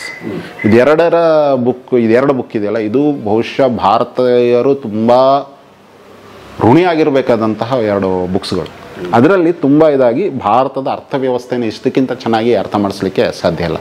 Amartya Singh Nobel ಎಕನಾಮಿಕ್ಸ್ಗೆ Nobel ಸಿಕ್ಕಿದಾಗ ಅವ್ರು ಹೇಳಿದರು that Ambedkar is my father of economics ಅಂಥೇಳಿ. ಯಾಕಂದರೆ ಅವರು ಹೇಳಿರುವಂತಹ ಈ ಎಲ್ಲ ವಿಷಯಗಳನ್ನು ಆಧಾರವಾಗಿಟ್ಕೊಂಡು ನಾನು ಮಾಡಿರುವಂತಹ ಏನದು ಸಂಶೋಧನೆಗೆ ನನಗೆ ಅವಾರ್ಡ್ ಸಿಕ್ಕಿದೆ ಅಂಥೇಳಿ. ಸೊ ಈ ಮನುಷ್ಯ ಇಷ್ಟೆಲ್ಲ ಸ್ಟಡಿ ಮಾಡಬೇಕಾದ್ರೆ ಅವ್ರದ್ದು ಇದೆಲ್ಲ ಆಧಾರ ಅಲ್ಲಿತ್ತದು. ವಿಚ್ ಅಗೇನ್ ಆ ಟೈಮಲ್ಲಿ ರಿಸರ್ವೇಷನ್ಗೆ ವಿರೋಧ ಇತ್ತು, ಇನ್ಕ್ಲೂಡಿಂಗ್ ಫಸ್ಟ್ ಪಟೇಲ್ರು ವಿರೋಧಿಸಿದ್ರು, ಬಟ್ ಆಮೇಲೆ ಪಟೇಲ್ರು ಗಟ್ಟಿಯಾಗಿ ನಿಂತಕ್ಕೆ ಅದಾಯಿತು, ಇಲ್ಲದ್ರೆ ಇದು ಆಗ್ತಾ ಇರಲಿಲ್ಲ. ಹೌದು, ಫಸ್ಟ್ ಪಟೇಲ್ರಿಗೆ ಇದು ಅರ್ಥ ಆಗಿಲ್ಲ ಏನಿದು ಅಂತೇಳಿ. ಆಮೇಲೆ ಬಟ್ ಅವ್ರ ಜೊತೆ ಎಲ್ಲ ಇದು ಮಾಡಲು ಇಷ್ಟು ಇಲ್ಲದೆ ಇದ್ರೆ ಹೆಂಗೆ ಅಂಥೇಳಿ ಪಟೇಲ್ರು ಗಟ್ಟಿಯಾಗಿ ನಿಂತರು, ಹಾಗಾಗಾಯಿತು. ಇಲ್ಲಾಂದರೆ ಎಷ್ಟೊತ್ತಿಗೆ ಯಾವಾಗಲೂ ತೆಗೆದಾಕ್ಬಿಡ್ತಿದ್ರು. ಪೋಸ್ಟ್ ಇಂಡಿಪೆಂಡೆನ್ಸ್ ಏನಾಗ್ಬಿಟ್ಟಿದೆ, ಇವರಿಗೆ ತೆಗೆಯೋ ಧೈರ್ಯ ಇಲ್ಲ, ಎರಡನೇದಾಗ ಆಲ್ಟರ್ನೇಟ್ ಕೊಡುವ ಯಾವುದೇ ವ್ಯವಸ್ಥೆ ಇನ್ನೂ ತಂದು ಹುಟ್ಟು ಹಾಕಿಲ್ಲ ಇವರು. ಅದರ ಜೊತೆಗೆ ಇದನ್ನು ಇಟ್ಟಷ್ಟು ಒಡಕಿದೆ ಅಂತ ಅವ್ರಿಗೆ ಗೊತ್ತಾಯಿತು. ಸೊ ಇದು ಕೆರಿತಾ ಇದ್ದಷ್ಟು ಒಡಕಿದೆ ಅಂತ ಗೊತ್ತಾಯಿತು. ಈ ಒಡಕನ್ನು ಅವರು ಜಾಸ್ತಿ ಬಿರುಕು ಮಾಡಲಿಕ್ಕೆ ಟ್ರೈ ಮಾಡ್ತಾರೆ, ಗೇಲ್ ಮಾಡೋಕ್ಕೆ ಟ್ರೈ ಮಾಡ್ತಾ ಇದ್ದಾರೆ. ಸೊ ಲಿಟ್ರಲಿ ಅಂಬೇಡ್ಕರ್ನ ಇದು ಬೇರೆದೇ ಆಗಿತ್ತು. ಅವರು ಬಿಸ್ನೆಸ್ ಅವ್ರದ್ದು ಒಂದು ತುಂಬ ಇದು ಫುಲೋಂಕರ್ ಬಾಲು ಜೊತೆ ಡಿಸ್ಕಷನ್ ಇರಬೇಕು. ನಾವು ನಮ್ಮ ನಾಟಕದಲ್ಲಿ ಒಂದು ಸಲ ಹಾಕಿದ್ವಿ ಅದನ್ನು. ಈ ಪ್ರಪಂಚದಲ್ಲಿ ಇರುವಂಥ ಎಲ್ಲ ಆಸ್ತಿಯನ್ನು ಇದು ಮಾಡಿ ಕ್ರೋಢೀಕರಿಸಿ ಎಲ್ರಿಗೂ ಸಮಾನವಾಗಿ ಹಂಚಿಬಿಟ್ರೆ ಇನ್ನೊಂದು 5 ವರ್ಷಕ್ಕೆ ಯಾರೆಲ್ಲ ಇವತ್ತು ಶ್ರೀಮಂತರು ಅಂತಿದ್ರು ಅವ್ರ ಹತ್ರ ವಾಪಸ್ ಹಣ ಎಲ್ಲ ಬಂದುಬಿಡುತ್ತೆ ಅಂತ. ಯಾಕಂತ ಹೇಳಿದರೆ ನಿಮಗೆ ಆ ಒಂದು ಪ್ರಜ್ಞೆ ಇಲ್ಲ, ಒಂದು ಬಿಸ್ನೆಸ್ ಪ್ರಜ್ಞೆ ಇಲ್ಲ, ಎಕನಾಮಿಕ್ ಪ್ರಜ್ಞೆ ಇಲ್ಲ, ಒಂದು ವ್ಯವಸ್ಥೆಯನ್ನು ಹೇಗೆ ನಡೆಸ್ಕೋಬೇಕು, ಅದರಿಂದ ಹೇಗೆ ಲಾಭ ಪಡಿಬೇಕು, ಅಥವಾ ಅದನ್ನು ಮುಂಚಿನ ಇದಕ್ಕೆ ಹೇಗೆ ಇನ್ವೆಸ್ಟ್ ಮಾಡಬೇಕು ಅನ್ನುವ ಅರಿವು ನಮ್ಮವರಿಗಿಲ್ಲ. ಸೊ ಯಾವ ಪುನಃ ಫ್ಯಾಕ್ಟಿಂದ ಆಗುತ್ತೆ, ಅವರು ತುಂಬ ಮುಖ್ಯ ಇದ್ದದ್ದು ಅದು ದಟ್ ನನ್ನ ಜನರು ಅಂತ ಹೇಳಿದರೆ ನಮ್ಮಲ್ಲಿ ಕಾಸ್ಟ್ ಅಂತ ಹೇಳ್ತಾರೆ. ಈ ಆಲ್ವೇಸ್ ನನ್ನ ಜನರು ಅಂದರೆ ಈ ನೆಲದ ಜನರು, ಯಾರಿಗೆಲ್ಲ ಈ ಎಲ್ಲ ಯೋಚನೆಗಳಿವೆ ಅನ್ನುವಂಥದ್ದು. ಈ ನೆಲದ ಜನರನ್ನು ಈ ಪ್ರಜ್ಞೆ ರೂಪಿಸದೇ ಇದ್ದರೆ ಅವ್ರು ಯಾವತ್ತೂ ಶೋಷಣೆಗೊಳಗಾಗ್ತಾನೆ ಇರ್ತಾರೆ. ಯಾಕಂದರೆ ಇವ್ರಿಗೆ ಯಾರಿಗೆ ಮೆನಿಪುಲೇಟ್ ಮಾಡೋದು ಗೊತ್ತಿರುತ್ತೆ, ಅವ್ನು ಮೆನಿಪುಲೇಟ್ ಮಾಡ್ತಾನೆ ಇರ್ತಾನೆ. I want them to be self sufficient. ಅರ್ಥ ಆಗ್ತಿಲ್ಲ? ನಾಟ್ ಓನ್ಲಿ ಸೆಲ್ಫ್ ಸಫಿಷಿಯೆಂಟ್, ಅವರು ಇನ್ನುಳಿದವರಿಗೂ ಮಾದರಿಯಾಗುವಂಥ ಅಥವಾ ಅವರ ಹಸಿವನ್ನು ನೀಗಿಸುವಂಥ ಸಂಪನ್ಮೂಲಗಳಾಗಬೇಕು, ರಿಸೋರ್ಸ್ ಆಗಬೇಕು. 2 ಇಂಪಾರ್ಟೆಂಟ್ ಆಗುತ್ತೆ. ಒಂದು ನೀವು ಗಟ್ಟಿ ಆಗೋದು, 2 ನೀವು ಇನ್ನೊಂದಷ್ಟು ಜನರನ್ನು ಗಟ್ಟಿಗೊಳಿಸೋದು. ಇದು 2 ಆಗಬೇಕು ಅಂಥೇಳಿ ಅವ್ರು ತುಂಬ ಇದು ವಿಚ್ ಹಿ ವಾಸ್ ವೈಯಕ್ತಿಕವಾಗಿ ಅವ್ರು ಆಗಿದ್ರು. ಸೊ ಇಷ್ಟೆಲ್ಲ ಎಕನಾಮಿಕ್ ನಾಲೆಜ್ ಇರುವಂತಹ ವ್ಯಕ್ತಿ, ಸಮಾಜದ ಬಗ್ಗೆ ನಾಲೆಜ್ ಇರುವಂತಹ ವ್ಯಕ್ತಿ, ಖಂಡಿತವಾಗಿ ಅವರು ಬೇರೆ ರೀತಿಯೇ ಯೋಚಿಸ್ತಾ ಇದ್ರು. ಗೊತ್ತಿಲ್ಲ ಅಂಬೇಡ್ಕರ್ ಬಗ್ಗೆ ಯಾರಿಗೂ. ನಾವು ಅವರ ಫೈನಲ್ ಕಾಂಪ್ರಮೈಸಸ್ಗಳನ್ನು ಸ್ಟಡಿ ಮಾಡ್ತಾ ಇದ್ವಿ, ಅವರ ಮೂಲ ವಿಚಾರಗಳನ್ನೆಲ್ಲ. ನಾವು ಇವತ್ತು ಅಂಬೇಡ್ಕರ್ ಅವರ ಫೈನಲ್ ಕಾಂಪ್ರಮೈಸಸ್ಗಳು ಅಲ್ಲ, ಅವ್ರ ಜೊತೆ ಸಿದ್ದು, ಇವ್ರ ಜೊತೆ ತಿದ್ದಿ ಎಲ್ಲ ಮಾತಾಡಿದ್ಮೇಲೆ ಒಂದಷ್ಟು ಫೈನಲ್ ಕಾಂಪ್ರಮೈಸಿಗೆ ಬರ್ತೀವಲ್ಲ, ಅದನ್ನು ಇಟ್ಕೊಂಡು ನಾವು ಮಾತಾಡ್ತಿದ್ವಿ.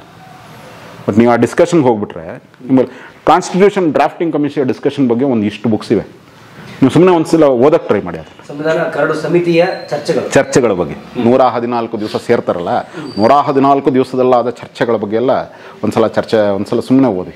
ಅಲ್ಲಿ ಗೊತ್ತಾಗತ್ತೆ ಅಂಬೇಡ್ಕರ್ ಮೂಲವಾಗಿ ಯೋಚಿಸಿದ್ದೇನು, ಫೈನಲಿ ಕಾನ್ಸ್ಟಿಟ್ಯೂಷನಲ್ಲಿ ಬರ್ಲಿಕ್ಕೆ ಸಾಧ್ಯ ಆಗಿದ್ದೇನೆ. ಅಂದರೆ ಅಂಬೇಡ್ಕರ್ ತಾವು ಏನೇನು ಯೋಚಿಸಿದ್ರಲ್ಲ, ಈ ದೇಶ ಹೇಗಿರಬೇಕು, ಈ ಜನ ಹೇಗಿರಬೇಕು, ಅದಷ್ಟು ಕಾನ್ಸ್ಟಿಟ್ಯೂಷನ್ ಬಂದಿಲ್ಲ. ಇಲ್ಲ, ಕಷ್ಟ ಇತ್ತು. ಯಾಕಂದರೆ ಅದರಲ್ಲಿ ಆಲ್ರೆಡಿ ಸುಮಾರು ಜನ ಮೆಂಬರ್ಸ್ ಇದ್ದರು, ಇದೆಲ್ಲ ಆಗಿತ್ತು. ಆ್ಯಂಡ್ ಅಂಬೇಡ್ಕರೇ ಕೊನೆಯದಾಗ ಉಳ್ಕೊಂಡಿದ್ದದ್ದು ಅದು. ಆಮೇಲೆ ನಾನು ನಿಮಗೆ ಒಂದು ವಿಷಯದಲ್ಲಿ ಹೇಳ್ತೀನಿ. ಬಟ್ ಅಂಬೇಡ್ಕರ್ ಅಷ್ಟೆಲ್ಲ ಮಾಡಿದರೂ ಕೂಡ ಇಟ್ ವಾಸ್ ಎಲ್ಲರ ಸೇರಿಸಿ ಕರ್ಕೊಂಡು ಹೋಗ್ಲಿಕ್ಕೋಸ್ಕರ ಮಾಡಿರುವಂಥ ಒಂದು ಕಾನ್ಸ್ಟಿಟ್ಯೂಷನ್. ಸಿಂಪಲಾಗಿ ಹೇಳ್ತೀನಿ ಕೇಳಿ. ಇವತ್ತು RSS ಆಗಲಿ ಅಥವಾ ಹಿಂದೂ ಸಂಘಗಳೇನಾಗಿದೆ, ಅಂಬೇಡ್ಕರ್ ಅವರು ಮುಸ್ಲಿಮರ ಬಗ್ಗೆ ಮಾಡಿರುವಂತಹ ದಾಳಿಯನ್ನು ಮುಂದಿಟ್ಕೊಂಡು ಇವ್ರು ನಮ್ಮವನು ಅಂತಿದ್ದಾರೆ. ಬಿಕಾಸ್ ಇವರೇನೋ ಸಾಧಿಸಿದ್ರು ಅಂತೇಳಿ ಮುಸ್ಲಿಂ ಸಮಾಜದ ಬಗ್ಗೆ ಅವ್ರು ಮಾಡಿರುವಂತಹ ದಾಳಿಗಳನ್ನ ಇಟ್ಕೊಂಡು ಅವ್ರು ಮಾಡಿದ್ದಾರೆ. ಥಾಟ್ಸ್ ಆನ್ ಪಾಕಿಸ್ತಾನ್ ಅಂತ ಹೇಳಿ ಅವ್ರದ್ದೊಂದು ಬುಕ್ ಇದೆ, ಜಿನ್ನಾ ಹೇಳಿರೋವಂಥದ್ರ ಬಗ್ಗೆ ಅವ್ರದ್ದೊಂದು ಬುಕ್ ಇದೆ. ಆ್ಯಂಡ್ ಅದರಲ್ಲಿ ಅವ್ರು ತುಂಬ ಸ್ಕೇದಿಂಗ್ ಇದು ಮಾಡಿದ್ದಾರೆ. ಆ್ಯಂಡ್ ಅದು ಹಾಗೆ ನೀವು ಮುಸ್ಲಿಮರ ಬಗ್ಗೆ ಅವ್ರದ್ದು ಮಾಡಿರೋ ದಾಳಿಯನ್ನು ಇಟ್ಕೋಬೇಕು ಅಂದರೆ ಹಿಂದೂಯಿಸಮ್ ಬಗ್ಗೆ ಅವ್ರದ್ದು 2 ಬುಕ್ ಓದಬೇಕು ನೀವು, ರಿಡಲ್ಸ್ ಆನ್ ಹಿಂದೂಯಿಸಮ್ ಮತ್ತು ಅನೈಲೇಷನ್ ಆಫ್ ಕಾಸ್ಟ್ ಅಂತೇಳಿ. ಅದು ತೀರಾ ಹಿಂದೂ ಅಂತ ಹೇಳ್ಕೊಂಡು ಯಾವನು ಒಂದ್ಸಲ ಹೊರಗಡೆ ಓದ್ಬಿಟ್ರೆ ತಲೆಯಿಂದ ಹೊರಗೆ ಹಾಕಲ್ಲ ಇರುತ್ತೆ. ಬಟ್ ಇವ್ರು ಮುಸ್ಲಿಮ್ ಬಗ್ಗೆ ಹೇಳೋದನ್ನು ಕಟ್ ನೋಡಿದ್ರು ಹಿಂಗೆ ಬೈದರು. ನಮ್ಮ ಜನರದ್ದು ನೀ ಏನು ಹೇಳಿದ್ರೆ ಆಗಿರ್ಗುರು ಸಾಬ್ರನ್ ಬೈ ಅನ್ನೋ ರೀತಿ ಕಾರಣಕ್ಕೆ ನಾವು ನಿನ್ನ ಇಷ್ಟಪಡ್ತೀವಿ, ನೀನು ನಮ್ಮನ್ನು ಆಗ್ತೀಯಾ ಅನ್ನೋ ರೀತಿಯಲ್ಲಿ ಇರೋವಂಥದ್ದು. ಅಷ್ಟೆಲ್ಲ ಯೋಚನೆ ಇರುವಂತಹ ಅಥವಾ ಏನೋದು ವಿಚಾರಗಳೇನಂತ ಅಂಬೇಡ್ಕರ್ ಇಸ್ಲಾಂ ಧರ್ಮದ ಬಗ್ಗೆ ಕಾನ್ಸ್ಟಿಟ್ಯೂಷನ್ ಕರಡು ಸಮಿತಿಯಲ್ಲಿ ಕೂತ್ಕೋಬೇಕಾದ್ರೆ ಇಸ್ಲಾಂ ಧರ್ಮದವರನ್ನು ಕಾಪಾಡೋದು ಹೇಗೆ ಅಥವಾ ಅವರಿಗೆ ಕೊಡಬೇಕಾದಂತಹ ರಕ್ಷಣೆ ಏನೇನು ಮತ್ತು ಅವರನ್ನು ಹೇಗೆ ನಾವು ಮುಖ್ಯ ಧಾರೆ ಒಳಗೆ ತಂದುಕೊಂಡು ಅವ್ರನ್ನ ಕಾಪಾಡಬೇಕು ಅನ್ನೋದ್ರ ಬಗ್ಗೆನೇ ಯೋಚಿಸ್ತಾರೆ. ಇದು ಎಷ್ಟು ಡೈಬಾಲಿಕ್ ಆಗಿ ಅಂದರೆ ಇದಾಗಿದೆ ನೋಡಿ. ಇದು ಅಂದರೆ ನನ್ನ ಮೂಲ ವಿಚಾರ ಏನೇ ಇರ್ಬೋದು, ಬಟ್ ನಾನಿಲ್ಲಿ ಕೂತಿರೋ ಪೊಸಿಷನ್ ಏನು ಈ ದೇಶದಲ್ಲಿ. ಇನ್ಫ್ಯಾಕ್ಟ್ ಥಾಟ್ಸ್ ಆನ್ ಇದ್ರಲ್ಲಿ ಹೆಂಗೆ ಹೇಳ್ತಾರೆ ಅಂತ ಹೇಳಿದ್ರೆ, ಇದು ಆಬ್ಸಲ್ಯೂಟ್ ಆಗಿದ್ರೇ ಅದು ವರ್ಕೌಟ್ ಆಗುತ್ತೆ. ಅಂದರೆ ಹಿತ್ ಥಾಟ್ ವಾಸ್ ಪಾರ್ಟಿಷನ್ ಮಾಡ್ತೀರಂದ್ರೆ ನಾನ್ ಸೆನ್ಸ್ ಆಗಿ ಮಾಡಬೇಡಿ, ಇದು ಆಬ್ಸಲ್ಯೂಟ್ ಆಗಿರ್ಬೇಕು. ಅಂದರೆ ಅದೊಂದು ಆನೆಲ್ಲ ಓನ್ಲಿ ಮುಸ್ಲಿಮರಾಗಿದೆ, ಇವ್ರು ಓನ್ಲಿ ಹಿಂದೂಗಳಾಗಿದ್ದರೆ ಆವಾಗ ಅದು ವರ್ಕೌಟ್ ಆಗುತ್ತೆ. ಅದು ಬಿಟ್ಕೊಂಡು ಅಲ್ಲೂ ಇರಲಿ ಇವರು ಇರಲಿ ಅಂತೇಳಿ ಯಾವತ್ತೂ ಅವ್ರು ಸೆಕೆಂಡ್ರಿ ಸಿಟಿಸನ್ ಆಗಿರ್ತಾರೆ. ಆ್ಯಂಡ್ ಯಾವತ್ತೂ ಈ ಸೆಕೆಂಡ್ರಿ ಸಿಟಿಸನ್ ಸೀನ್ ಮಾಡೋಕೊಂದು ಪಾಲಿಟಿಕ್ಸ್ ಇರುತ್ತೆ. ಅದನ್ನು ಎಲ್ಲವೂ ನಿಜ ಆಯ್ತಾನೆ, ಇವತ್ತಿಗೆ ಸತ್ಯ ಅದು ಎಲ್ಲದೂ ನಿಜ ಆಗಿದೆ. What is said was all true. ಹಾಗಿರೋ ನೋಡ್ಬರು ಅವರೇ ಹೇಳಿದ್ರು ಸಾವರ್ಕರ್ ಇದೆ ತಾನೇ 2 ನೇಷನ್ ಪಾಲಿಸಿ. ಸಾವರ್ಕರ್ ಹೇಳೋದಕ್ಕೆ ಅಂಬೇಡ್ಕರ್ ಹೇಳೋದಕ್ಕೂ ಅಜಗಜಾಂತರ ವ್ಯತ್ಯಾಸ ಇದೆ. ಬಟ್ ಈ ಹಂತದಲ್ಲಿ ಇಷ್ಟೆಲ್ಲ ಯೋಚಿಸುವಂಥ ಇಷ್ಟೆಲ್ಲ ವಿಚಾರ ಇರುವಂಥ ವ್ಯಕ್ತಿ ವಾಪಸ್ ಸಂವಿಧಾನ ಇದ್ರಲ್ಲಿ ಕೂತ್ಕೊಂಡಾಗ how did he frame such a constitution? ಎಲ್ಲ ಅವ್ರಿಗೆ ಅಷ್ಟೊಂದು ರಕ್ಷಣೆ ಇದೆ. ಬಿಟ್ಬಿಟ್ಟಿದ್ರೆ ಅದೇ ಶ್ಯಾಮ ಪ್ರಸಾದ್ ಮುಖರ್ಜಿ ಅದೇ ಇವರೆಲ್ಲ ಎತ್ಕೊಂಡು ಅವ್ರು ಅದನ್ನು ಸರಾಸಗಟ್ಟಾಗಿ ಅವ್ರದ್ದು ಕೊನೆಯ ಅವಕಾಶ ಸಿಗಬೇಕು ಅಂತ ಹೇಳ್ತಿದ್ರಲ್ಲ. ಅದು ಇವತ್ತು ಬರ್ತಿದ್ರಲ್ಲ, ಇವ್ರ ಹೆಸರು ಹಾಕಬೇಕು, ಹೊರಗಡೆ ಅಂಗಡಿ ಇಟ್ಟರೆ ಅವ್ರ ಹೆಸರು ಹಾಕಬೇಕು, ಅಲ್ಲೇ ಗೊತ್ತಾಗುತ್ತೆ ಇವ್ರ ಜೊತೆ ನಾವು ವ್ಯಾಪಾರ ಮಾಡ್ಬೋದು. ಅದೆಲ್ಲ ಬಿಟ್ಟಾಕೊಂಡು freedom of expression and freedom of religion ಅಂತ ತರ್ತಾರೆ ಅವರು ಅಲ್ವಾ. ಸೊ ನನ್ನ ವೈಯಕ್ತಿಕ ವಿಚಾರಗಳು 120 ಇರ್ಬೋದು.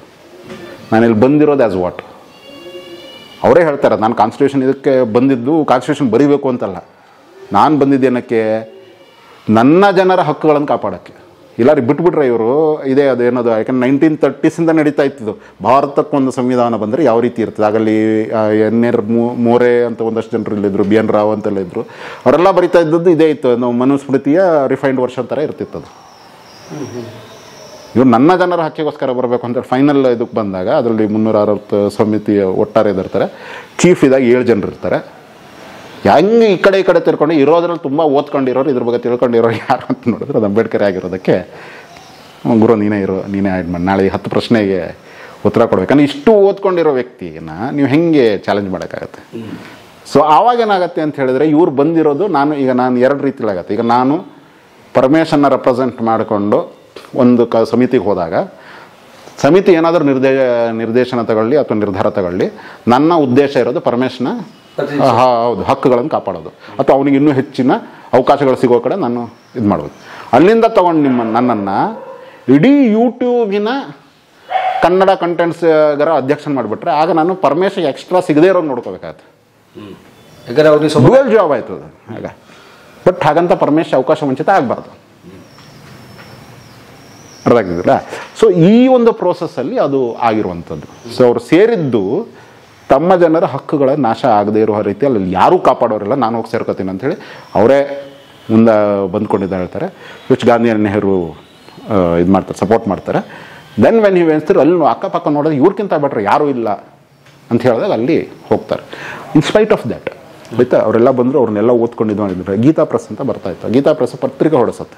ಗೀತಾ ಪ್ರೆಸ್ ಗೋರಖ್ಪುರ ಪತ್ರಿಕೆ ಅವ್ರು ಹೊಡಿಸ್ತಾರೆ. ಹಾಗಾದ್ರೆಲ್ಲದರಲ್ಲಿ ಇವ್ರದ್ದು ಮುಖ ಹಾಕಿ ಕೆಟ್ಟದ ಕಾರ್ಟೂನ್ ಮಾಡಿ ಹೀನಕುಲು ಡಾಕ್ಟರ್ ಅಂಬೇಡ್ಕರ್ ಅಂತ ಹಾಕ್ತಾಯಿದ್ರು. ಸ್ಪೆಸಿಫಿಕ್ಕಾಗಿ ಹೀನಕುಲು ಡಾಕ್ಟರ್ ಅಂಬೇಡ್ಕರ್ ಅಂತ ಬರೆದು ಕಳಿಸ್ತಾಯಿದ್ರು. When he was already selected as the founding ಮೆಂಬರಲ್ಲಿ ಚೀಫ್ ಆರ್ಕಿಟೆಕ್ಟ್ ಆಫ್ ಕಾನ್ಸ್ಟಿಟ್ಯೂಷನ್ ಅಂತ ಸೆಲೆಕ್ಟ್ ಆದಮೇಲೆ ಇನ್ನೇನು ಪ್ರೂವ್ ಮಾಡಬೇಕಿತ್ತು ಅವ್ರು ನಮಗೆ? ಇದನ್ನೆಲ್ಲ ಎದುರಿಸ್ಕೊಂಡು ಅವ್ರಿಗೆ ಅಂತ ಹೇಳ್ಕೊಂಡು ಮಾಡಿದ ಕಾನ್ಸ್ಟಿಟ್ಯೂಷನಲ್ಲಿ ಕೊನೆಗೆ ಅವರ ಹಕ್ಕುಗಳಿಗೂ ಎಕ್ಸ್ಪ್ರೆಷನ್ ಏನದು ರೈಟ್ ಟು ರಿಲಿಜನ್ ಅನ್ನುವ ಆಧಾರದಲ್ಲಿ ನೀವು ನೋಡಿದ್ರೆ ಎಷ್ಟು ಈಸಿಯಾಗಿತ್ತು ಆ ಟೈಮಲ್ಲಿ ಆ ಪವರ್. ಇವತ್ತು ಏನೇ ನಾವು ಮೋದಿ ಪವರು, ಇಂದಿರಾ ಗಾಂಧಿ ಪವರ್ ಅಂತ ಹೇಳಿದ್ರು, ಆ ಟೈಮಲ್ಲಿ ಇದ್ದಂಥ ಪವರ್ ಇತ್ತಲ್ಲ ಭಾರತದ ಇದರಲ್ಲಿ, ಸಾರಾಸಗಟಾಗಿ ಭಾರತದ ಎಲ್ಲ ದೇವಸ್ಥಾನಗಳನ್ನು ವೈದಿಕ ಶಾಹಿಯಿಂದ ಮುಕ್ತಗೊಳಿಸ್ಲಿಕ್ಕೆ ಎಷ್ಟೊತ್ತು ಬೇಕಿತ್ತು ಅವ್ರಿಗೆ. ಹೊರದಾಡ್ಕರ್ ಸಾಯಿರಿ ಅಂತ ಹೇಳಿ ಮಾಡಿಬಿಟ್ಟಿದ್ರೆ ಒಂದು 10 ವರ್ಷದಾಗಿದ್ದರೆ ಇವತ್ತಿಗೇನೋ ಒಂದು ಇದಾಗ್ತಿತ್ತಾನೆ. ಅಲ್ಲೇನು ಮಾಡಿದ್ರು, ರಾಜ್ಯಸೂತ್ರಗಳು ಶುರುವಾಯ್ತು. ಎಲ್ಲದೂ ಅಷ್ಟೇ, ಎಲ್ಲರನ್ನೂ ತಗೊಂಡು ಹೋಗಬೇಕು ಅನ್ನೋ ರೀತಿಯಲ್ಲಿ ಆಗಬೇಕಾದ್ರೆ ಸುಮಾರು ಕಾಂಪ್ರಮೈಸಸ್ಗಳಾಗಿವೆ, ಸುಮಾರು ಆಗಿವೆ. ಬಟ್ ಎಲ್ಲರನ್ನೂ ನಿಜಕ್ಕೂ ಯಾರು ತಗೊಂಡು ಹೋಗಿದ್ದಿದ್ರು ಅದು ಅಂಬೇಡ್ಕರ್. ನೀವು ಜಸ್ಟ್ ರೀಡ್ ದಟ್ ಆ ಡಿಸ್ಕಷನ್ಸ್ಗಳನ್ನು, ಎಲ್ಲರ ಪಾಯಿಂಟಿಗೂ ಮನ್ನಣೆ ಸಿಗ್ತಾ ಹೋಯ್ತು. ಆ್ಯಂಡ್ ಆ ಮನ್ನಣೆಗಳು ಸುಮ್ಮನೆ ಅವ್ರು ಬೇಜಾರು ಮಾಡ್ಕೋತಾರೆ ಅಂತಲ್ಲ, 10 ಪಾಯಿಂಟಲ್ಲಿ 1 ಪಾಯಿಂಟ್ ಒಳ್ಳೇದಿದೆಯೋ ಇದು ಬೇಕು ನಮಗೆ ಅನ್ನೋ ರೀತಿಯಲ್ಲಾಗಿ ಆಗ ನಿಮಗೆ ಈ ಪಾಯಿಂಟ್ ಎಲ್ಲಿಂದ ಶುರುವಾಗಿ ಎಲ್ಲಿಗೆ ಬಂತು ಅನ್ನೋದು ಗೊತ್ತಾಗುತ್ತೆ ನಿಮಗೆ.